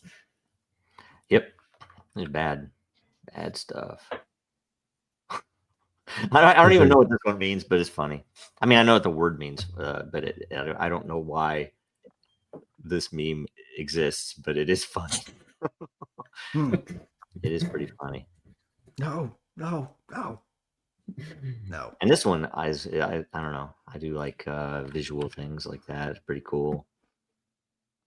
Like that, probably like the opening to Fractal. It's really cool like that. Yeah, that is really cool. Yeah. It's a good my favorite thing about fractals is actually the resolution scales where it snaps to being identical. Like I love to go back and forth between that sort of jump, because if you play it feels fluid, and if you play it frame by frame, it definitely doesn't feel fluid. Yep.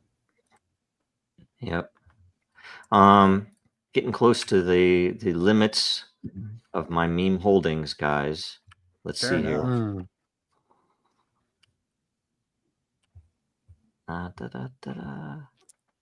Okay, that one's funny, but you have to hear it. Anyway, so you guys want to close out? We have like 12 minutes. Go ahead, close out now. We can take a luxuriant. We can end with this one.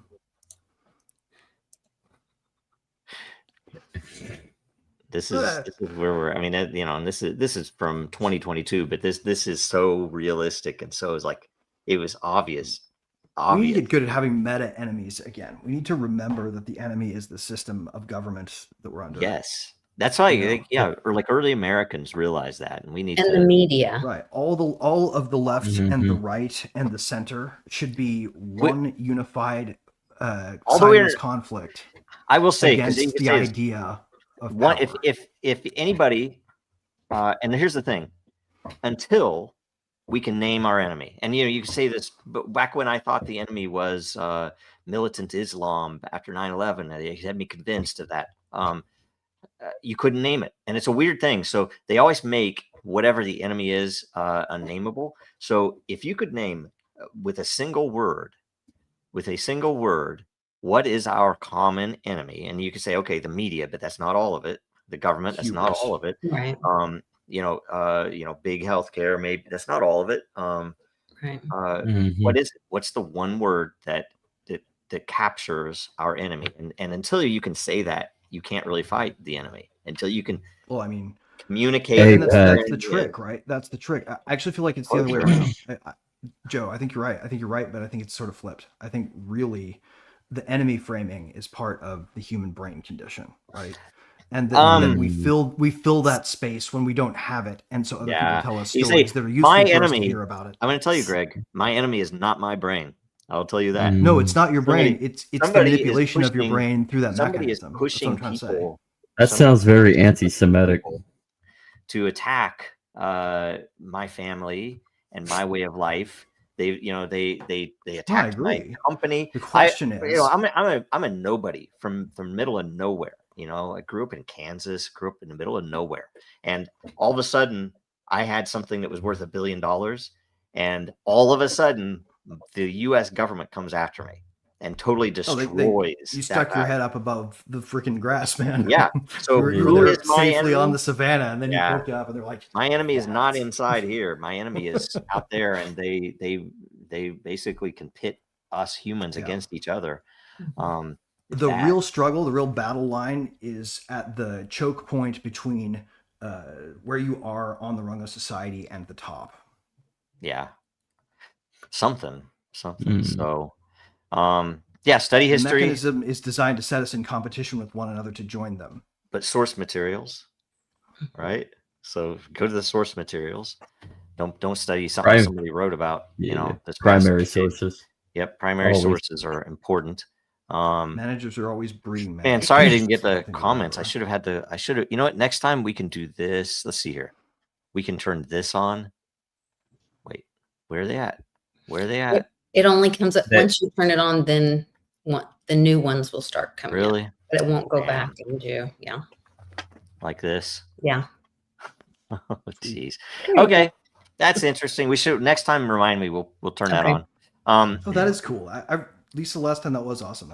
It was a lot of fun to have that. Let me think. Oh, that way it wouldn't post my KKK. It said there's a new feature that will tell you when there's a question. A whole bunch. Right? Somebody asks a question. So I'm really, that's cool. Yeah. Like KK, it's more. Let's figure that out. Anyway, so Andrew, what's going on this week? We'll be having Greg back tomorrow for another session about his book installment. Yeah, nice. It'll be 11 a.m. Eastern, 10 a.m. Central. All right. Legacy Right podcast. Right on. We're gonna crack open some really interesting territory. Anybody who wants to do any homework, look up the computer science and information science idea of N space, as in N, the letter N hyphen space. Because we're going to get into the idea of not all ideas that can exist in this hypothetical space, and that they just have coordinates that you can find or not. That's that's one of the things we're going to talk about. So cool. Excellent. Zach, join us. Check out our latest episodes of Crypto Wednesday. We jumped into post-labor economics. Also, go over to Legacy Ride on Rumble or YouTube. I think it also might be on the podcast sphere, but there is another post-labor economics conversation that me and William had. So go check out that and learn what post-labor economics is, because it's very interesting. And there's two pathways that you can take of it. One is the more centralized technocratic atmosphere, and then the other is a more decentralized, more solidarity like stewardship level of community. Does for the human economy beings. run on an Uber-like service of everybody's bots, or does somebody own the bots and everybody else is poor? Exactly. Sort of the upshot. Exactly. It's basically how it rolls. So go check that out. Crypto Wednesday 10 was post labor economics, was the previous one, but go check that out. And just check out the Legacy Right every Friday at 11 a.m. Eastern live, and then wherever you listen to your podcast. Right on, Lisa. Yes. This evening on my channel on YouTube's, I will have my friend Skullcap, who was in the chat today. We'll be talking more VSTEG and talking about this kayfabe nightmare that we're in, the movie. So if you want to follow some of that along, you can jump in and watch us there. And then next weekend, we will be having the meetup live in person in Metamora, Illinois, on the town square at Hanover's on October 3rd for happy hour live. So come and meet us there. We'll be doing giveaways and hanging out with a bunch of amazing, freedom-loving people. So hopefully see you guys all there. Right on. All right, so for me, I'm going to tell you guys that before the next show, before the next episode, which is what, 228, Dracaria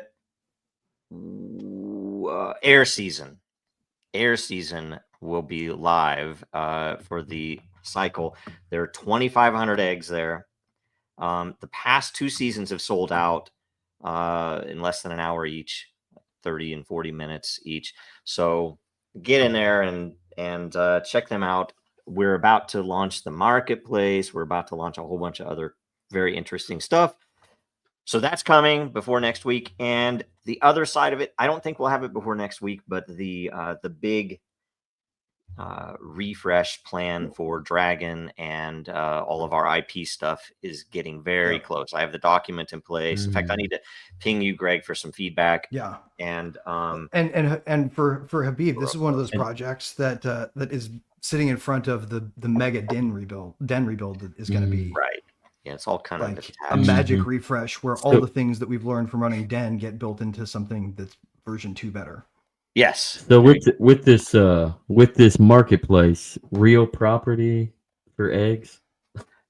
Yeah, really. Yeah, yes. No, you can tokenize anyway. Whatever. I don't know. It's going to be interesting because there are a whole bunch of other types of asset that are going to come into it. Characters and various other things as well, and even beyond just the dragons. But the dragons, I mean, it's kind of crazy because I spoke to a couple of people this past week that didn't know anything about Dracaria, and so it's always an interesting thing where I kind of try to figure out how to explain it to them to see how can I get them to absorb the most without going too deep on everything. And it's one of the guys, it blew his mind because when he understood the tech, right, and he understood how it worked, and he was just like, oh my god, and it's like, how do I get in there? And he wanted to show it to his daughter and stuff. And he has a game dev company, right? So I was kind of interested in how he took it. That's and awesome. When I told him that the animators were the lead animators from Game of Thrones, they've done Harry Potter, and they've done the House Dragons and all that, he was it just went over the top. So I was like, we just need to get more people to know about it. It's still very early. So my egg, by the way, is still incubating. Yes, this is going to be a tank. It's awesome. It's awesome. I don't know. The team still has a few of them that are still incubating, so it's very good. Very good. I am very excited about the fact. I want to keep going. I want to be like the biggest freaking HP well on the team. That's next Wednesday at noon Central Time is when that starts, the air season. And this is still the first stage, so this is still very early. I can't remember which ones. It might be the last, because this would be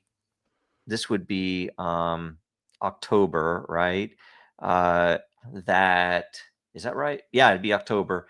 The November, I think it might be the first season of the Second Age in Dracaria is the day before Thanksgiving, and the second season is the day before Christmas. And so we're like, I'm gonna have to try to figure out how to do all of the traditional, Black Friday. How do we pump up people buying keys to give to their kids for Christmas and stuff? I don't know. Anyway, that's on my head, on my mind. You should just put up like things with hidden keys in them on like eBay, and just like buy your kid this pair of socks for Christmas, and stuffed in here is your key. Yes. No, that's a good idea. We just put some around, right? Not a bad idea. I have a suggestion for that, but we're almost out of time, so Okay. I'll tell you about it later. Yes. All right. We'll see you guys later. No play out. Bye. Yep. TTYL.